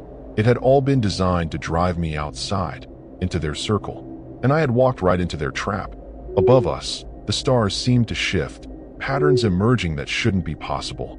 The red ribbons on the trees began to burn without being consumed, casting an eerie crimson light across the clearing. And in the center of the shadow figure's circle, the ground started to crack open, revealing a pulsing darkness deeper than any natural night. The ground continued to split open, the crack widening to reveal what looked like an abyss beneath the clearing. But this wasn't just an opening in the earth, it was a tear in reality itself. Through it, I caught glimpses of a place that shouldn't exist, a landscape of twisted geometries and colors that hurt to look at directly. The shadow figures circled faster now, their whispering rising to a fevered chant. Carson stood at the edge of the growing portal, arms raised in what appeared to be ritual gestures, his form flickering between human and something else entirely. I backed away until I felt my van behind me, never taking my eyes off the horrific scene unfolding before me. The bat in my hands felt laughably inadequate against whatever was happening here. My mind raced through possible escape routes. The forest was too dense to run through in the dark, especially with those things out there. My van wouldn't start. I was trapped, unless... My gaze fell on Carson's lantern, now sitting on a nearby stump where he'd placed it. Fire. These entities seemed to be creatures of darkness and shadow. Would light, or fire, hurt them? Moving slowly so as not to draw attention, I inched toward the lantern while the entities were distracted by their ritual. Their focus was entirely on the portal now, which had grown large enough that something massive could emerge from it. The air around the opening rippled and distorted, like heat waves, but more substantial. I could feel a pull from it, not just physical, but mental, as if it were trying to draw not just my body, but my consciousness toward it. With a final lunge, I grabbed the lantern, nearly dropping it in my haste. "Stop her!" Carson's voice thundered with inhuman power. The shadow figures paused in their circle, turning what passed for their faces toward me. I didn't hesitate. I hurled the lantern directly at the nearest pool of the black substance on the ground. The glass shattered, oil spilling out and igniting on contact. The effect was immediate and dramatic. The substance didn't just burn, it shrieked, a sound that pierced my skull like a physical pain. The flames spread rapidly, following the trails of blackness across the ground, creating a barrier of fire between me and the entities. The shadow figures recoiled from the flames, their forms becoming erratic, less cohesive. Carson's human disguise slipped further, his outline blurring into something tall and spindly, with too many limbs contorting at impossible angles. "You cannot stop what has already begun," he snarled, his voice now completely inhuman. "The gateway is open. They are coming through." He was right. Despite the chaos I'd caused, the portal continued to widen, the glimpses of that other place becoming clearer, more substantial. And now I could see movement within it, massive shapes approaching the opening from the other side. In desperation, I sprinted back to my van, yanked open the door, and dove inside. The pool of black substance on my bed was reacting to the fire outside, bubbling and steaming as if in sympathy. I grabbed my keys, slid into the driver's seat, and tried the ignition again. Nothing. "Come on," I pleaded, turning the key repeatedly. The engine clicked but wouldn't catch. Outside, the shadow figures had regrouped, moving around the flames rather than through them, converging on my van. I had seconds at most before they reached me. That's when I remembered the emergency fuel line bypass. An old Vanlifer trick a mechanic had taught me for situations when air gets in the fuel line. I reached under the dashboard, found the override switch I'd installed months ago, and flipped it while turning the key once more. The engine sputtered, then roared to life. I slammed the gear shift into reverse just as the first shadow figure reached my door, its darkness spreading across the window like spilled ink. The van lurched backward, tires spinning in the dirt before finding purchase. I didn't look back as I reversed down the narrow logging road, branches scraping against the sides of my van. In my rearview mirror, the clearing was now a scene from a nightmare. A circle of fire surrounding a gaping hole in reality, with inhuman shapes silhouetted against the flames. The shadow figures weren't pursuing me. They seemed bound to the ritual site, but Carson's distorted form had broken away from the circle. Even at this distance, I could see him running after my van with an unnatural speed, limbs extending farther than any humans could, eating up the ground between us. The logging road curved sharply, and I lost sight of him momentarily. I shifted into drive as the road straightened enough to turn the van around, then floored the accelerator. The engine strained, the chassis bouncing violently over the uneven terrain. My headlights caught glimpses of trees, undergrowth, and then, directly in the middle of the road, Carson's twisted form, waiting. I had a split second to decide, swerve and likely crash, or hit him head-on. Instinct took over, and I gripped the wheel tighter, aiming straight for him. The impact was both more and less than I expected. My van shuddered as it struck him, but instead of the sickening thud of a body, there was a sensation like driving through dense fog. Carson's form seemed to explode into wisps of darkness that swirled around my van, reforming behind me. In my rearview mirror, I saw him standing in the road, unharmed but somehow diminished, his shape flickering like a candle about to go out. He raised a too long arm, pointing at my retreating vehicle, and his voice somehow filled my van despite the distance between us. "You cannot escape what you have witnessed, Tessa Blackwood. You are marked now. Part of you will always remain in that clearing." I kept driving, the van rattling dangerously as I pushed it to its limits down the narrow, winding road. Eventually, I hit the main Blackwater Road, then the highway, putting as much distance as possible between myself and that clearing. My hands shook on the steering wheel, my breath coming in short gasps. Dawn was breaking as I passed the town limits of Mitchell's Creek, the first rays of sunlight bringing a desperate sense of relief. I couldn't stop, until I'd crossed the county line, pulling into a truck stop parking lot only when my adrenaline finally gave way to exhaustion. As I sat there, engine idling, I noticed something on the passenger seat beside me, a faded red ribbon, identical to those I'd seen tied to the trees. I hadn't taken it. I had no memory of how it got into my van. But there it was, tangible proof that what I'd experienced wasn't just a hallucination. With trembling fingers, I picked it up, intending to throw it away. But as I touched it, more of those foreign memories flashed through my mind, clearer now, more coherent. Generations of witnesses, like me, some who fought, some who submitted willingly, and all of them, in the end, returning to that clearing, drawn back by an invisible tether. I dropped the ribbon as if it had burned me, but the damage was done. I could feel it now, a subtle pull in my mind, a compass needle pointing back toward Blue Ridge County, toward the clearing. Carson's words echoed in my ears. Part of you will always remain in that clearing.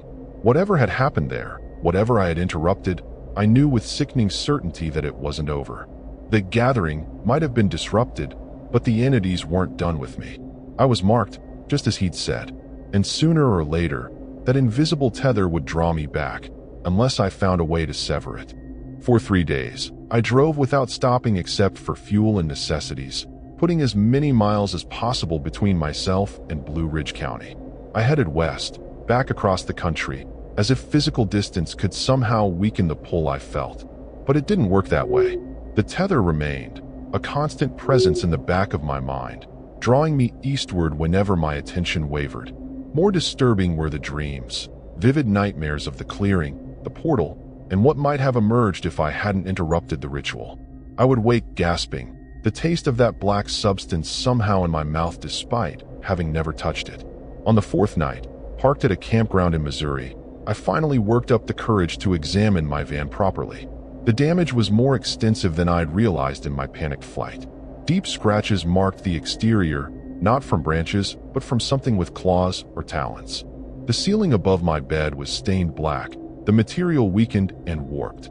But worst of all was what I found under my mattress. Tiny tendrils of that same black substance had taken root there, spreading through the foam like a fungal growth. I spent hours tearing out the contaminated materials, scrubbing every surface with bleach, sage, salt, anything I thought might help. Even after this thorough cleansing, I couldn't bring myself to sleep in the van again.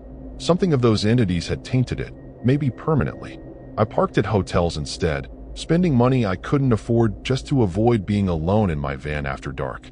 I tried to research what had happened to me, spending hours in local libraries looking through folklore collections, paranormal accounts, anything that might explain what I'd encountered in Blue Ridge County. The closest matches were obscure references to threshold guardians and collectors of experience, entities that existed at the boundaries between worlds, feeding on human consciousness like we might consume food. 1 week after my escape, I received a text message from an unknown number. You need to come back before it's too late. M. Meredith, the woman who had warned me about Blackwater Road. How had she gotten my number? I hadn't given it to her or anyone else in that town. I didn't respond, but the message haunted me. Before what was too late, the pull in my mind grew stronger, more insistent, accompanied now by whispers at the edge of my hearing. The same voices from the clearing, calling me back. Then the physical symptoms began. My skin grew cold and clammy, regardless of the temperature around me. Dark circles appeared under my eyes, deepening by the day. Food lost its taste. Sleep became even more elusive. I began to see the shadow figures in my peripheral vision, gone when I turned to look directly, but unmistakably there. My reflection in mirrors became unreliable. Sometimes I looked normal, other times gaunt and gray, and once, terrifyingly, I saw Carson's face superimposed over my own, grinning that too wide grin. 2 weeks after my escape, I found another red ribbon, this time wrapped around my steering wheel when I returned to my van after breakfast at a diner in Oklahoma. I hadn't left the vehicle unlocked. In fact, I'd been obsessive about security since that night. Yet there it was, a message I couldn't ignore. I burned it immediately, but that night the dreams were worse than ever. I saw the clearing again, but changed. The portal had grown, stabilized somehow. The other place was bleeding through into our world, transforming the landscape around it. Trees twisted into impossible shapes. Wildlife mutated into grotesque parodies of their natural forms. And at the center of it all, massive shapes moving through the portal, more substantial now, closer to fully entering our reality. The next morning, I called the number that had texted me. Meredith answered on the first ring, as if she'd been waiting by the phone. "You're feeling it, aren't you?" she asked without preamble. The connection, the deterioration. When I admitted I was, she sighed heavily. "It's happening faster than I thought. You interrupted the ritual at a critical moment. The gateway is unstable, but it didn't close. And they've bound you to it. marked you as a witness. The longer you stay away, the worse it will get for you, and the more the instability spreads. What can I do? I asked, desperation evident in my voice. There has to be a way to break this connection. There was a long pause before Meredith responded. There is, she said finally. But you won't like it. You have to come back. Face what you started. Either complete the ritual properly, which means surrendering yourself to them as a permanent witness, or close the gateway for good. The choice she offered was no choice at all. How do I close it? I pressed. Is that even possible? There's a way, she said reluctantly. An old method, passed down through certain families in the area, mine included. We've been keeping watch over that place for generations, maintaining the warnings, the boundaries. The red ribbons were meant to keep people away, but they've become more of an attraction for thrill seekers over the years. She paused again. To close the gateway, you need the blood of the one who disturbed it, freely given, with full understanding of the sacrifice. It's not fatal necessarily, but it's not without cost either. 3 days later, I found myself driving east again, back toward the mountains I'd fled from. The pull was almost a relief now that I was moving with it rather than against it. My physical symptoms had stabilized, though not improved. I looked like a walking corpse, my skin waxy and pale, dark veins visible beneath it. Other Vanlifers at rest stops gave me concerned looks, a few even offering help that I politely declined. How could I explain what was happening to me? That I'd stumbled into something ancient and hungry in the Virginia mountains, and now I was going back to either end it or become part of it forever. Meredith was waiting for me at the edge of Mitchell's Creek, standing beside an old pickup truck loaded with supplies. She looked grimmer than I remembered, more worn. It's gotten worse, she said as I approached, taking in my appearance with a practiced eye. The connection's nearly complete. We don't have much time. She handed me a bundle wrapped in cloth. Inside were candles, herbs, a silver knife with symbols etched into the blade, and a small book bound in what looked disturbingly like human skin. My family's grimoire, she explained. Everything we know about the entities, the gateway, the ritual to close it. Memorize what you need while we drive. The logging road to the clearing was transformed. Trees twisted unnaturally, their branches curling in impossible directions, leaves darkened to an oily black. The air itself felt thick with the scent of decay and something alien. Meredith drove slowly, her knuckles white on the steering wheel. They've gained more ground than I expected, she murmured. As we approached the site, my connection intensified. The whispers in my head grew louder, a chorus of voices speaking in languages I shouldn't understand but somehow did. They had known all along that I would return. The tether ensured it. We continued on foot, carrying ritual supplies. The clearing came into view, and what I saw made my blood run cold. The portal remained open, stabilized by a framework of black, tentacle-like branches. Shadow figures glided around the opening in their ritual circle. The ground pulsed with that black substance. And Carson stood watching, his form now fully inhuman with elongated limbs and features in constant flux. "They're waiting for you," Meredith whispered, handing me her family's grimoire. "The ritual to close the gateway requires a counter circle." She gave me bundles of herbs tied with white ribbons. "Place these at the cardinal points while I prepare the central focus." I placed the bundles as directed, fighting against the mental resistance from the tether. When I returned, Meredith had prepared a small altar with the ritual knife at its center. "Now comes the sacrifice," she said. "Your blood, freely given, with full understanding." "And what exactly does that mean?" I asked. "The entities have connected to your life force. To break that connection, you must surrender a portion of it permanently. Years of your life, Tessa." Carson's voice echoed across the clearing. "She knows not what she does, Meredith Hayes. The gateway must remain open." Meredith's head snapped up. "You know my name. We know all the Hayes line. The girl belongs to us now." As she handed me the knife, I noticed something off about Meredith's eyes, a darkness that hadn't been there before. Suddenly, everything clicked. "You wanted me to interrupt the ritual," I said, stepping back. "You warned me about Blackwater Road, knowing I'd go there out of curiosity." Meredith's expression hardened. "The entities require a witness, but the true ritual needs a sacrifice. One who comes willingly, believing they're fighting against the very thing they're enabling." Her voice became reverent. "My family hasn't been guarding against the entities. We've been serving them." In that moment, Something shifted within me. The connection that had tormented me suddenly felt different, not just a one-way channel, but a conduit flowing both directions. I closed my eyes, following the tether back to its source. Knowledge flooded my consciousness. The entity's true nature, their weakness, the real ritual passed down through generations of actual guardians who had opposed the Hayes family. "You're right about one thing," I said. "The ritual does require blood." I slashed my palm and lunged forward, smearing blood across her forehead in a symbol I now somehow knew. Meredith screamed, her form flickering to reveal a shadow entity wearing human guise. I turned toward the portal, raising the bloodied knife. "I understand now what I truly witnessed here. What you fear." I approached the portal directly. With the knife, I carved a symbol into the earth, one from the true guardian's memories, and began to recite words in a language I shouldn't know but did. The true ritual wasn't to close the gateway, but to reverse its flow. The portal's pull inverted, drawing inward rather than pushing outward. Wind whipped through the clearing as the shadow figures shrieked, their forms being pulled toward the collapsing opening.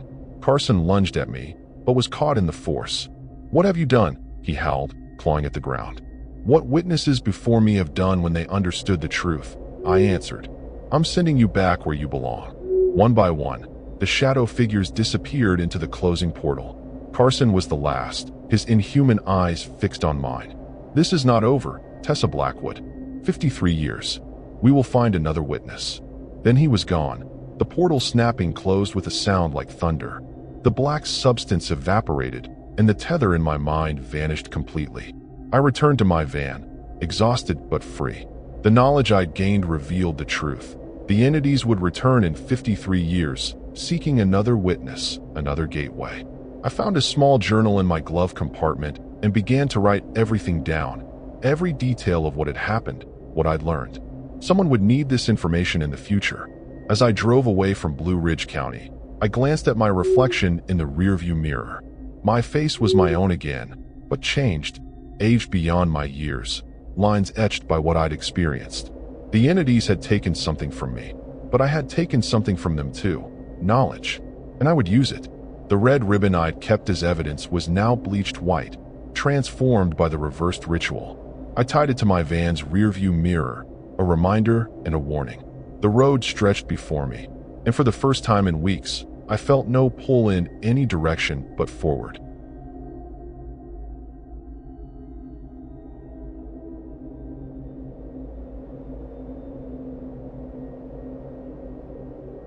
The tires hum as I ease my van off Interstate 81, pulling into a rest stop just outside Staunton, Virginia. I'm Lila Harper, 32 years old, from Knoxville, Tennessee. My van's a beat-up Sprinter I've called home for 3 years, decked out with a fold-out bed, a propane stove, and a patchwork curtain I sewed myself. Tonight, I'm here for a quick sleep before heading to Shenandoah National Park. The rest stop's quiet, just a few semis idling and a flickering light by the bathrooms. The air's crisp, smelling of pine and diesel, and I'm ready to crash after a long drive. I park at the far end of the lot, away from the trucks. My van's my safe space, but I'm always cautious. I met a guy, Travis, at a Knoxville coffee shop before I left. He's 38, a part-time mechanic with a laugh that fills a room. He'd warned me about rest stops. People pass through, but some are looking for trouble, he'd said, sipping his latte. I nodded, but I've parked at dozens of these spots. Still, Staunton feels off. Maybe it's the way the woods crowd the lot, dark and thick. I check my phone, decent signal, for once. I text Travis I'm settled, then scroll through a local forum I found. Folks mention Staunton's got stories. Old ones about a figure called the Wisp, a ghostly thing tied to travelers who vanish on these roads. I roll my eyes.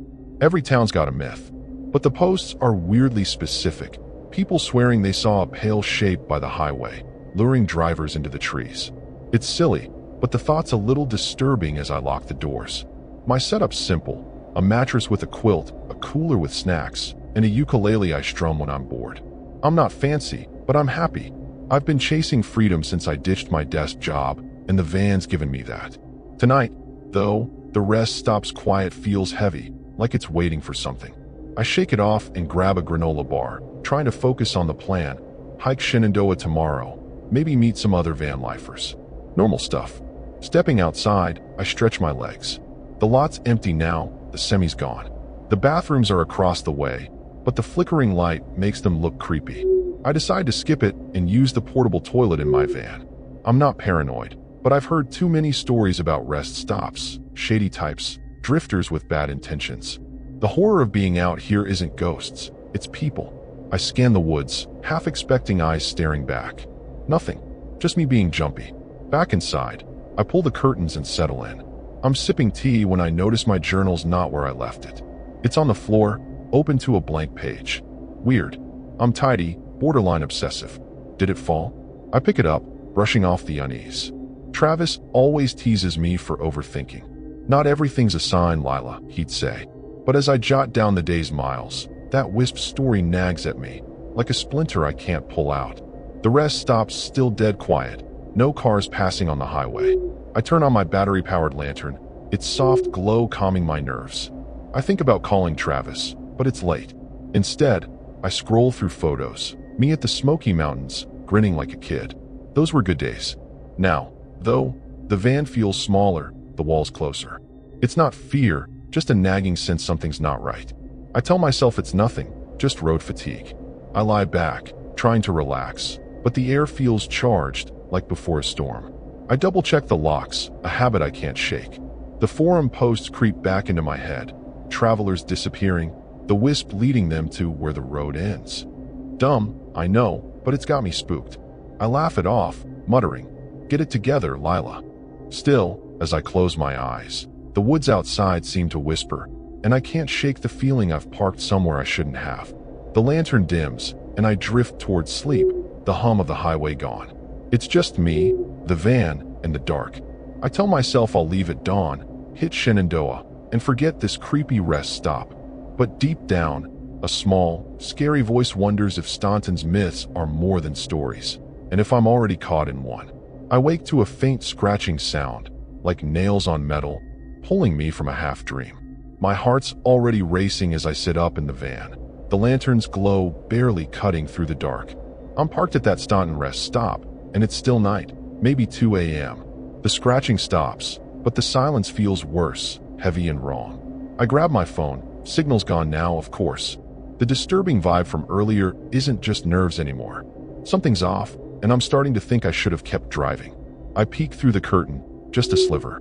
The lot's empty, but the woods across the way seem thicker, like they're creeping closer. My ukulele's on the floor, tipped over. I know I left it propped against the cooler. My stomach twists. Things don't just move in a van this small. I tell myself it's the road jitters, but the horror of being out here alone is sinking in. I double-check the locks, my hands shaky. Travis would laugh, call me paranoid. I wish he was here. I decide to check the van's exterior, just to ease my mind. I slip on my boots, grab a flashlight, and crack the door. The air's colder now, biting my skin. The rest stops dead. No trucks, no cars, just that flickering bathroom light. I shine the beam along the van's side and freeze. There's a mark, a long, jagged scratch across the back door. Fresh. My breath catches. That wasn't there yesterday. The scary thought hits. Someone was out here, close enough to touch my home. Back inside, I'm rattled. I try to think logically. Maybe a branch caught the van on the drive? But I know better. This feels personal. I think about Travis's warning about rest stops, how they attract trouble. I should leave, but it's pitch black, and the gas tank's only half full. Staunton's not far, maybe 10 minutes, but these back roads at night? That's a gamble. The disturbing idea of driving blind versus staying here twists my gut. I decide to wait till dawn, but it feels like a bad call. I'm sipping water, trying to calm down, when I hear it. A low hum, like an engine idling nearby. My pulse spikes. I kill the lantern and crouch low, listening. The hum's steady, not moving. I risk a glance outside. A pickup truck's parked at the lot's edge, headlights off, just a dark shape under the trees. No one gets out. It's just there. The horror of being watched like this makes my skin crawl. I'm not imagining it. Someone's out there, and they want me to know. I grab my pocket knife. Not much, but it's something. My mind's racing, replaying that wisp myth from the forum. Locals said it's not just a ghost. It's a lure, tied to people who prey on travelers. I shake it off. Myths aren't real, but people are. I think about a story Travis told me, about a guy in Kentucky who got jumped at a rest stop for his gear. Wrong place, wrong time, he'd said. This feels like that, but worse, like I've stumbled into something planned. The truck's still there, unmoving. I'm debating whether to start the van when my phone buzzes. 1 bar of signal, a miracle. I text Travis, weird stuff at Staunton rest stop. Truck watching me. Scared. It sends, but he's probably asleep. I wait, hoping for a reply, but nothing. The hum stops, and the truck's gone when I check again. Relief hits, but it's short-lived. A new sound starts, soft, rhythmic thumps, like footsteps circling the van. My heart's in my throat.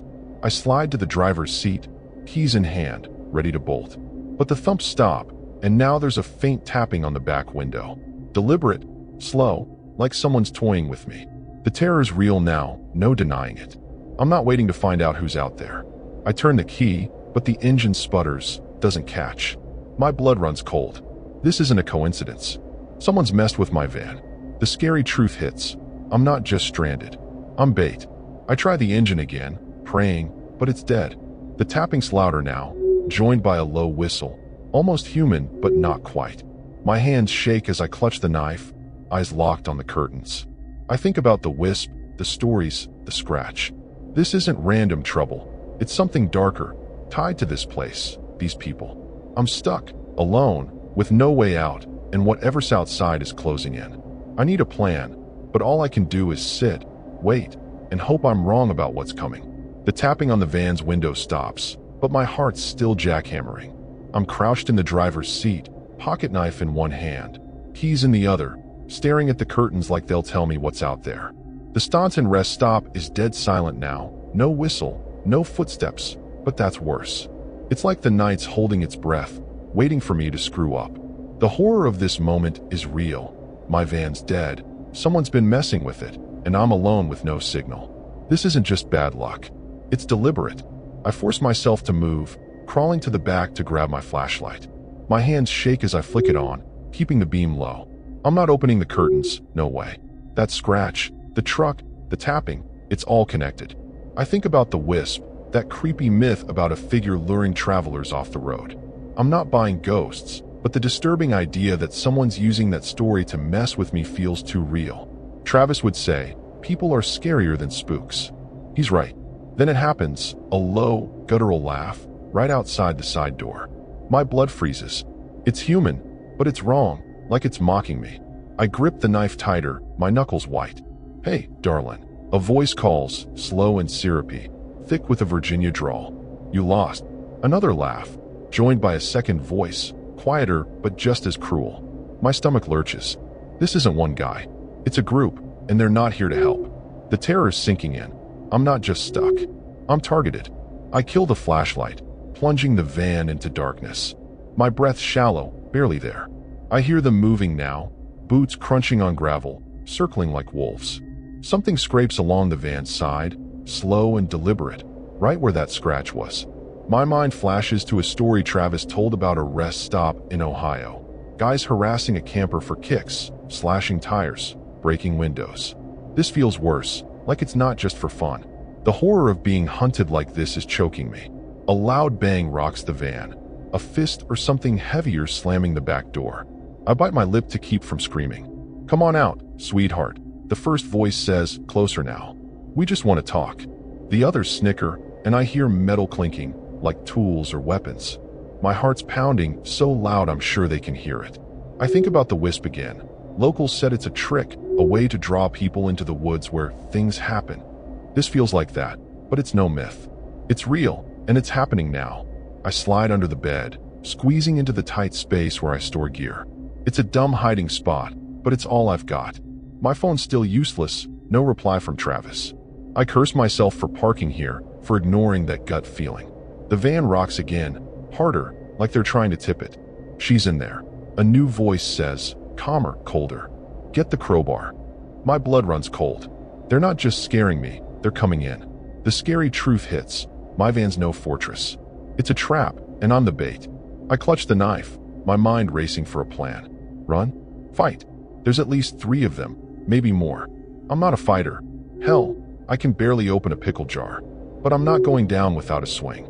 I hear them at the side door now, metal scraping, like they're prying it open. The horror is overwhelming, but I force myself to think. There's a can of bear spray in my backpack, buried under clothes. If I can reach it, maybe I've got a shot. But that means moving, risking noise. The scraping stops, and for a moment, it's quiet. Too quiet. Then I see it. A faint shadow moving across the curtain, tall and thin, like it's not quite human. My breath catches. It's probably one of them, backlit by the bathroom light. But it looks wrong, like that was thing. I shake it off. Focus, Lila. They're just men, not monsters. But the disturbing feeling won't quit. I hear a whisper now, too low to catch words, but it's not coming from the door. It's closer, like it's inside the van. My skin crawls. The side door rattles, hard, and I know I'm out of time. There's seconds from getting in, and I'm still under the bed, frozen. My hand brushes the backpack, fingers grazing the bear spray. I grab it, heart pounding, ready to bolt. But as I start to move, something cold and sharp presses against my ankle, like a blade or a claw. I freeze, too terrified to scream. Whatever's happening, it's not just the men outside. Something else is here, and I've walked right into its game. The cold pressure on my ankle vanishes, but my heart's still hammering as I clutch the bear spray. The van's side door groans under the crowbar's force, metal screeching. I'm under the bed, trapped in my own home, with at least 3 men outside and someone inside. The horror of this moment is suffocating. I don't know what grabbed me, but I can't stay here. I scramble out, grabbing the backpack, and lunge for the driver's seat. The keys are still in the ignition, my one shot. I turn them, praying. The engine sputters, but catches. I slam the gas, tires spinning, as the door buckles behind me. The rest stop lot blurs as I tear onto Interstate 81, headlights off to avoid being seen. My hands shake, knuckles white on the wheel. The rearview mirror's empty. No trucks, no lights. But the terror's still there, clawing at me. I don't know if they're following, or if that thing in the van was real. The wisp myth flashes in my mind. That pale figure luring people into the woods. I'm not lured. I'm running. But the scary feeling I'm still in their game won't quit. My gas gauge is low, mocking me for not filling up. A mile out, I spot a side road veering into the woods, Augusta County backroads, dark and narrow. It's a risk, but staying on the highway feels like a death sentence. I swerve onto it, branches scraping the van's sides. The path's barely a road, more like a logging trail. My tires churn through mud, and I pray I don't get stuck. Every shadow looks like that thin figure from the curtain, and the horror of being chased by something I can't name is overwhelming. Travis's voice echoes, "Don't let him corner you." Too late. The trail twists deeper, trees closing in like a tunnel. My headlights catch a flicker, something moving parallel to the van, fast and low. Human? Animal? I don't know, but my pulse is through the roof. I think of a story Travis told about a camper in West Virginia, chased off by locals who didn't like outsiders. This feels like that, but darker, tied to that wisp thing. The disturbing truth hits. These guys aren't just thugs. They're part of something bigger, something this place hides. Headlights flare behind me, sudden and blinding. A truck's on my tail, closing fast. My van's no match for it, rattling like it's about to fall apart. I floor it, but the trail's too rough, and I'm losing ground. A loud crack echoes, a gunshot. My rear window shatters, glass spraying. I scream, ducking low. The terror's absolute now. This is life or death. I swerve, barely missing a tree, and spot a clearing ahead. No choice. I aim for it, hoping for a way out. The clearing's small, bordered by dense woods and an old, sagging shed. I slam the brakes, skidding to a stop. The truck's right behind, blocking the trail. I grab the bear spray and knife, fling the door open, and sprint for the shed. My legs burn, breath ragged. The shed's door is half off its hinges, and I dive inside, slamming it shut. The air's thick with rot, and something metallic, like blood. The horror of what I've run into hits me. This isn't safety. It's a dead end. Inside, the shed's a nightmare. Rusted tools, chains, and dark stains on the floor. My flashlight catches a symbol carved into the wall. A crude, eyeless face. The wisp. My stomach drops. This isn't a random shed. It's theirs, tied to whatever they're doing. I hear boots outside, voices barking orders. "She's in there," one says, calm and cold. I back into a corner, bear spray raised, knife shaking in my other hand. The scary reality is I'm out of moves, and they know it. The door rattles, wood splintering. I'm trapped, no windows, no other exits. My mind scrambles. Travis, my van, the life I built. I should have stayed in Knoxville, listened to my gut. A low laugh cuts through the noise, that same cruel sound from the rest stop. No rush, darlin', the syrupy voice calls. We got all night. My heart sinks. The disturbing thing is they're enjoying this, like it's a ritual. I spray the bear spray at the door, hoping to buy time, but it's not enough. The door bursts open, and I'm blinded by a flashlight beam. Shadows move in, 3, maybe 4 men. I swing the knife, wild, but a hand grabs my wrist, twisting until I drop it. I scream, spraying the bear spray, and someone curses, staggering back. But there's too many. A fist slams into my side, dropping me to my knees. The horror's complete. I'm not getting out. As they close in, I see it in the corner. A pale, thin shape, watching, not moving. The wisp, or just my mind breaking? I don't know, but it's the last thing I see before the pain hits. My knees hit the shed's filthy floor, pain shooting through me. The men circle, their flashlight beams pinning me like a bug. The bear spray's gone, my knife's lost, and my strength's fading. The horror of this moment is total. There's no way out. That pale shape in the corner's still there, unmoving, its eyeless face matching the carving. Is it real? A trick? I don't know, but the terror's so thick I can barely breathe. The men don't seem to see it, focused on me, their voices low and deliberate, like they've done this before. Shouldn't have stopped here, the syrupy-voiced guy says, stepping closer. He's tall, wiry, with a beard and eyes like pits. The others hang back, one holding a crowbar, another a rope. My mind flashes to the wisp stories, travelers vanishing, lured by something into the woods where things happen. This is it, the disturbing truth. The wisp isn't a ghost. It's a signal, a cover for these people, their sick game. My mistake was thinking I could handle this alone. I lunge for the door, a desperate move, but the bearded guy grabs my hair, yanking me back. I scream, clawing at his arm, but he's too strong. The others laugh, that cruel sound I'll never forget. I think of Travis, my text to him, probably unread. If I'd called instead, would he have told me to keep driving? The scary thing is I knew better.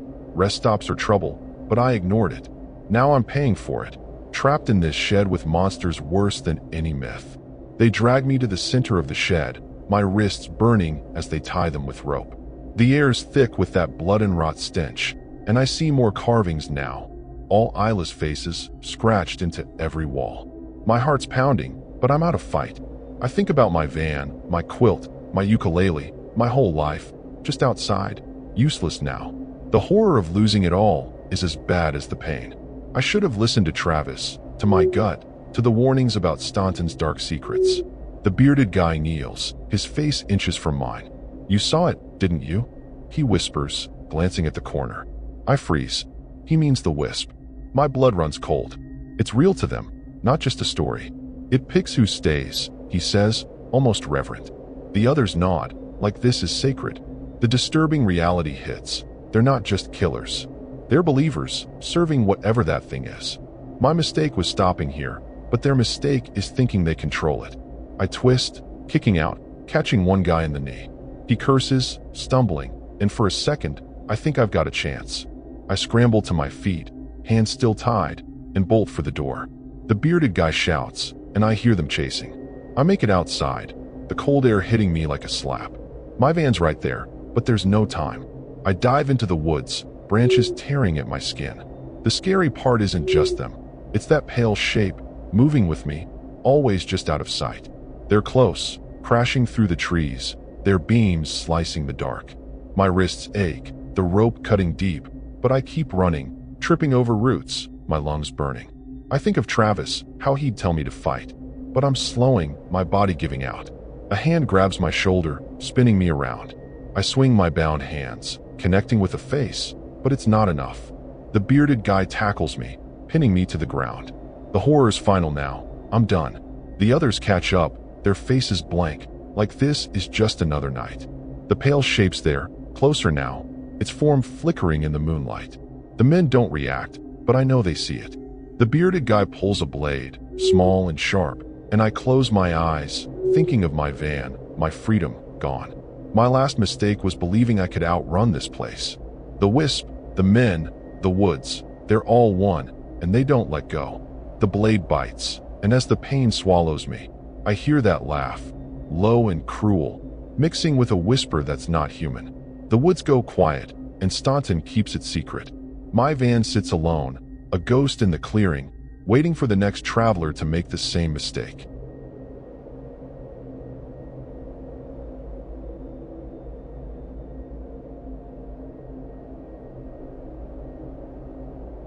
The van's tires crunch on gravel as I pull into a secluded pull-out off Route 250, just outside Staunton, Virginia.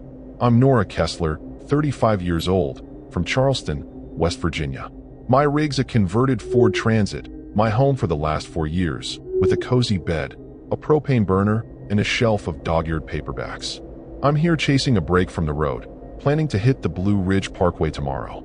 The pullout's quiet, tucked between rolling hills and a thick pine forest. The air's cool, smelling of earth and sap, and I'm ready to unwind with a cup of tea. I park near a rusted guardrail, the only sign of civilization. The spot's off the beaten path, perfect for stealth camping. I met a woman, Carla, at a gas station in Lexington earlier. She's 45, a trucker with a gravelly voice and stories for days. "Watch yourself out here," she'd said, eyeing my van. "Staunton's got funny folks." I laughed it off. Small-town warnings are nothing new. But now, alone in the dark, her words stick like burrs. I check my phone, spotty signal, 1 bar at best. I scroll through a local blog I saved, something about Staunton's history. It mentions a myth called the Hollow Caller, a figure said to haunt these hills, mimicking voices to lure people into the woods. Creepy, but I'm not the superstitious type. Still, the story's disturbing, especially out here where the pines seem to swallow the moonlight. I shake it off and lock the doors, a habit from too many nights on the road. My van's my sanctuary. I've got a quilt from my mom, a cooler with leftovers, and a ukulele I'm terrible at playing. I've been living this way since my divorce, trading a cubicle for freedom. Tonight, though, the pullout feels too quiet, like the world's holding its breath. I think about Carla again, her warning about funny folks. I'm not scared, but the horror of being out here alone always lingers, like a shadow you can't quite see. I step outside to stretch, the gravel cold under my boots. The forest looms, dense and dark, with no sound but the faint rustle of leaves.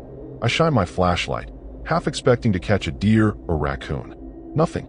My van's a speck in this wilderness, and the thought's a little scary. I've parked in remote spots before, Wyoming, Kentucky, but this feels different, heavier.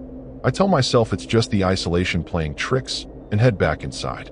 In the van, I sip my tea and try to relax. My journal's out, and I jot down the day's drive. 300 miles, 1 coffee stop, Carla's weird vibe. I'm big on routine, it keeps me grounded. But as I write, I notice my ukulele's not where I left it. It's on the bed, strings up, like someone moved it. I freeze, heart ticking faster. I'm alone, right? The disturbing feeling creeps in, but I push it down. Probably just me being careless. I turn on my battery-powered lamp, its warm glow calming my nerves. I think about texting Carla. She gave me her number in case I needed a tow, but it's late, and the signal's crap. Instead, I pull up a photo of me and my old dog, Rusty, at a lake in Ohio. Those were simpler days. Now, the van feels smaller, the walls closer. It's not fear, just a nagging sense something's off. I laugh at myself, muttering, "Chill, Nora." But the forest outside feels alive, watching. I settle into bed, pulling the quilt tight. The blog about the Hollow Caller nags at me. Voices in the woods, people vanishing, never found. Just stories, I tell myself. Still, I double-check the locks, my hand lingering on the handle. I'm used to solitude, but tonight, it's oppressive, like the dark's pressing against the windows. I try to sleep, telling myself I'll hit the road at dawn, leave Staunton behind. But deep down, a small, scary voice wonders if I've already stepped into something I can't drive away from. The lamp flickers, and I drift toward sleep, the forest silence wrapping around me. My van's my home, but out here, it's just a dot in the vast, creepy unknown. I tell myself I'm overthinking it, that tomorrow I'll laugh this off over coffee. But as my eyes close, the pines seem to whisper, and I can't shake the feeling that Staunton's got plans for me I don't yet understand. I jolt awake to a faint hum, like a car idling nearby.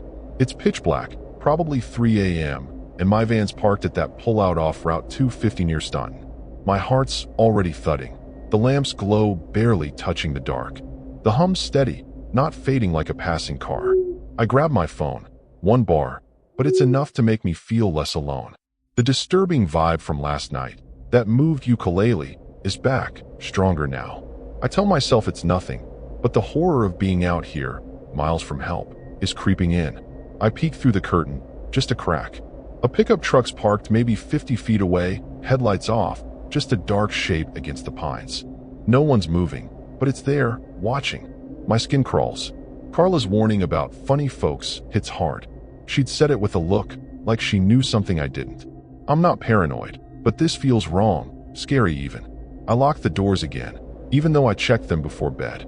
My van's my home, but right now, it's feeling like a target. The hum stops, and the truck's gone when I look again. Relief washes over me, but it's short-lived. My flashlight's not on the counter where I left it. It's on the floor, rolled against the cooler. My stomach twists. First the ukulele, now this? I'm tidy, almost obsessive. Stuff doesn't just move in a van this small. The horror of someone being in here while I slept is too much to shake. I grab my pocket knife, small but sharp, and clutch it like a lifeline. I need to get out of here. I step outside, flashlight in hand, to check the van. The air's cold, biting my cheeks, and the forest feels alive, whispering. I shine the beam along the side and freeze, a faint mark, like a handprint, smudged on the rear window. It's fresh, no dust. My pulse spikes. Someone was here, close enough to touch my van. The scary thought hits. This isn't random. I think about that hollow caller myth, the voice that lures people into the woods. No way, I tell myself, but the disturbing feeling's growing. Back inside, I'm rattled, debating my next move. Stay till morning or hit the road now. The gas tank's 3/4 full, enough to get to Staunton, but these back roads at night are a gamble. I try texting Carla, but the message won't send, signal's gone again. I curse under my breath. Why didn't I park at a campground? Carla had mentioned a spot near Waynesboro, but I wanted freedom. Dumb move, Nora.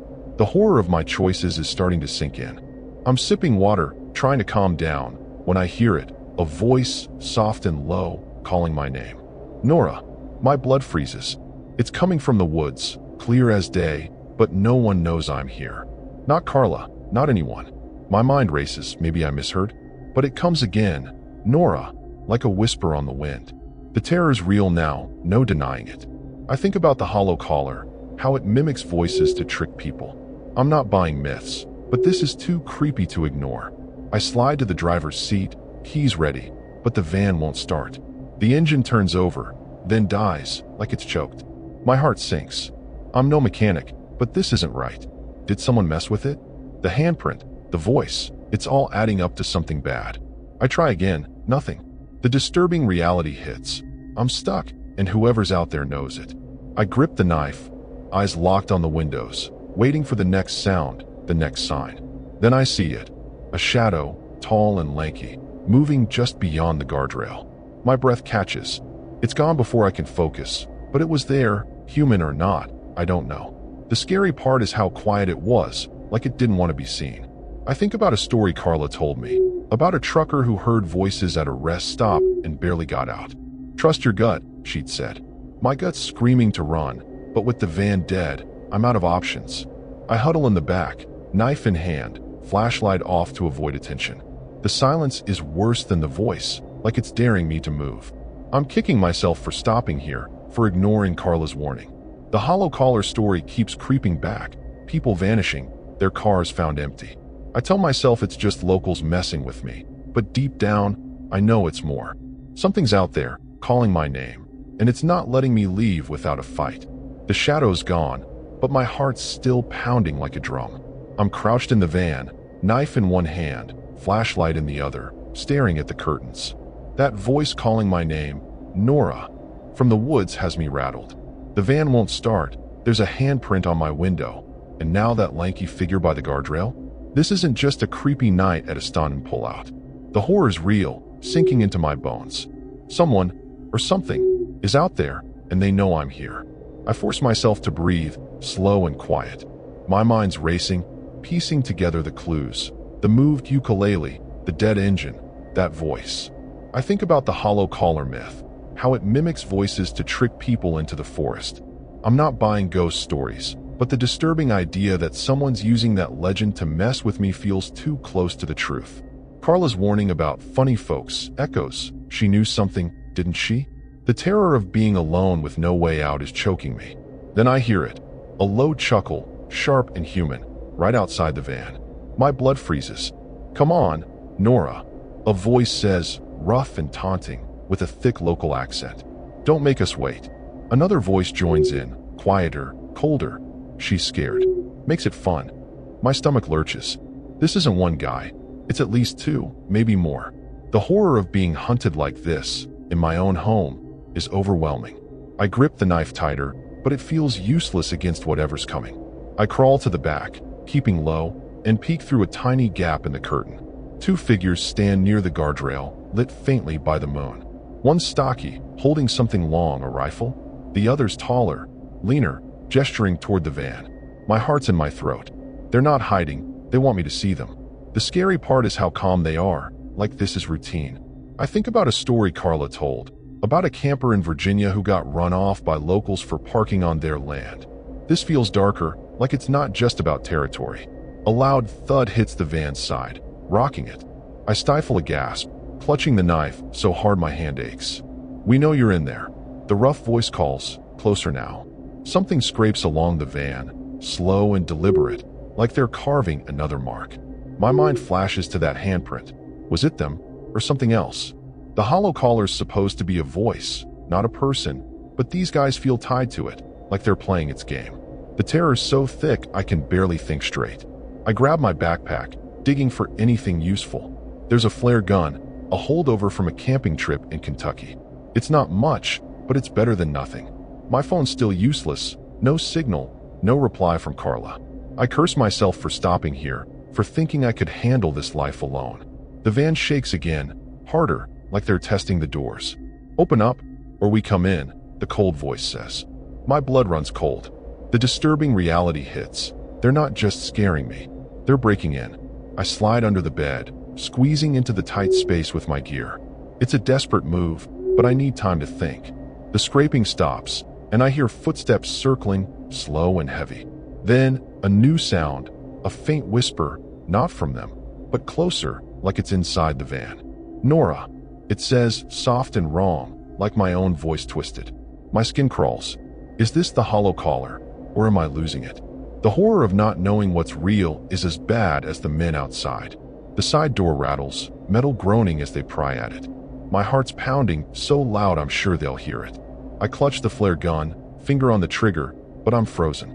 The whisper comes again, colder now, right by my ear. "Run."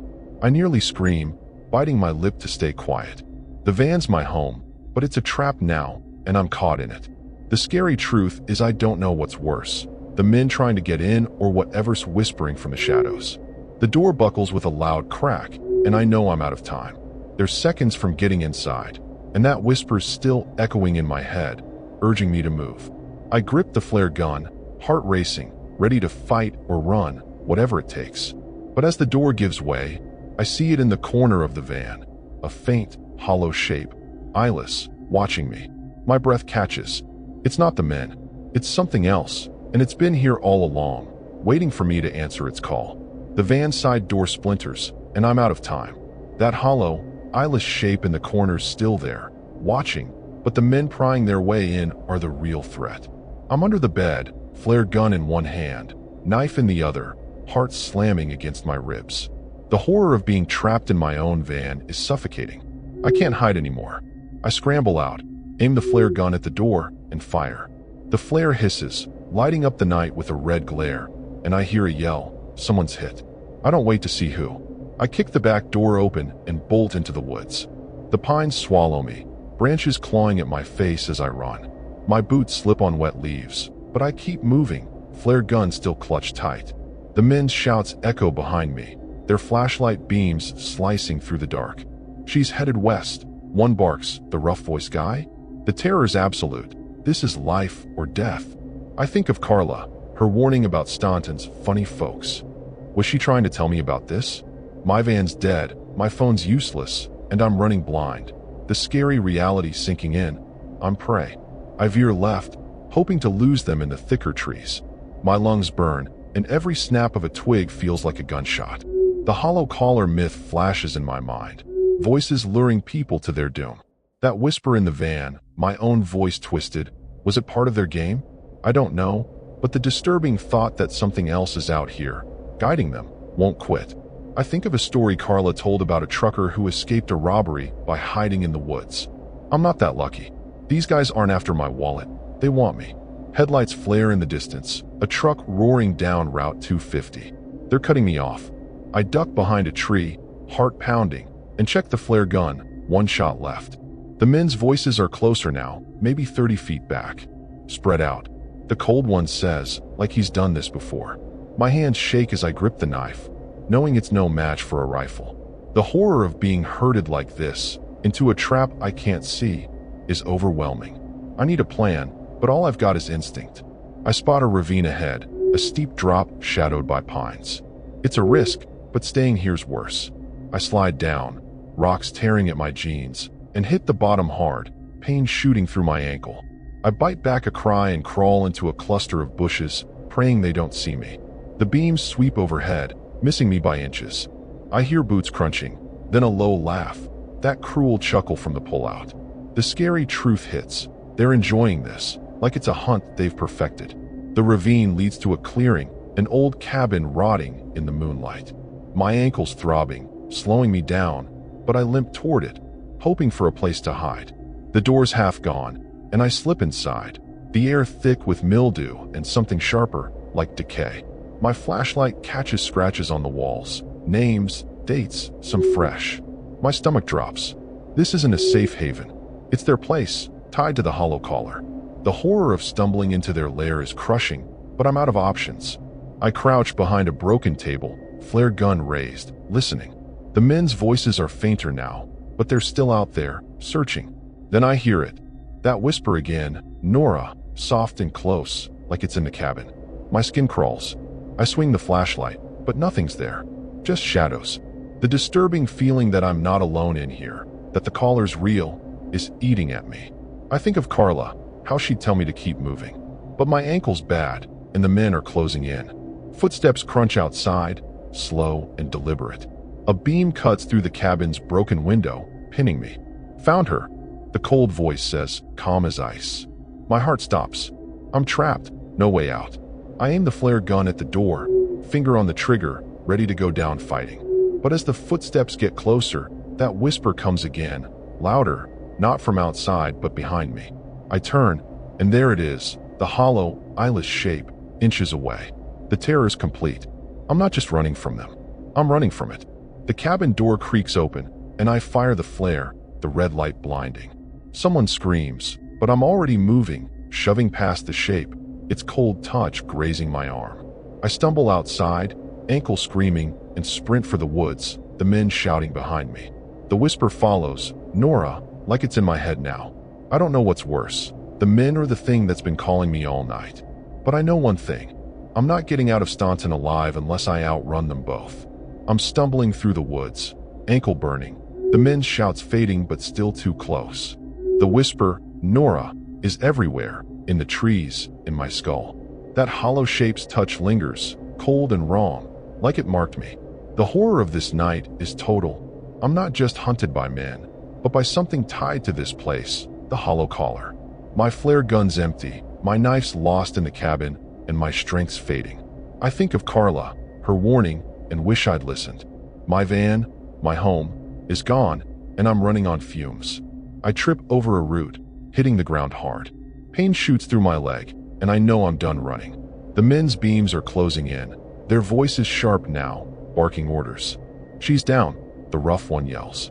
I crawl, desperate, into a thicket, thorns tearing my skin. The scary truth hits. They've done this before. The names in the cabin, the scratches, how many others have ended up like this? The disturbing thought that I'm just another name on their list is worse than the pain. I huddle in the thicket, breath ragged, praying they pass by. My mind flashes to Charleston, my old life, the divorce that pushed me to the road. If I'd stayed, I wouldn't be here, bleeding in a Virginia forest. The whisper comes again. Nora, so close it's like lips on my ear. I clamp a hand over my mouth to keep from screaming. That shape's out there. I know it, guiding them. The horror of it being real, not just a story, is breaking me. My mistake was stopping at that pullout, thinking I could handle anything. A beam catches me, pinning me in the thicket. There, the cold voice says, and boots crunch closer. I try to move, but my ankle's useless, swollen and hot. The men step into view. 3 of them, the stocky one with the rifle, the lean one with a machete, and a third, older, holding a rope. Their faces are blank, like this is just another night's work. The terror's so thick I can't breathe. I think of Carla, how she'd fight. But I've got nothing left. No weapons, no hope. The lean one kneels, machete glinting. You heard it, didn't you? He says, eyes gleaming. The caller. It chose you. My blood runs cold. They're not just killers, they're believers, serving that thing. The hollow shape's there, behind them, eyeless and still, like it's waiting. I shake my head, voice gone, but they laugh. That cruel chuckle I'll never forget. The disturbing reality hits. The caller's not a myth. It's their god, and I'm its sacrifice. I lunge, a last desperate move, clawing at the lean one's face.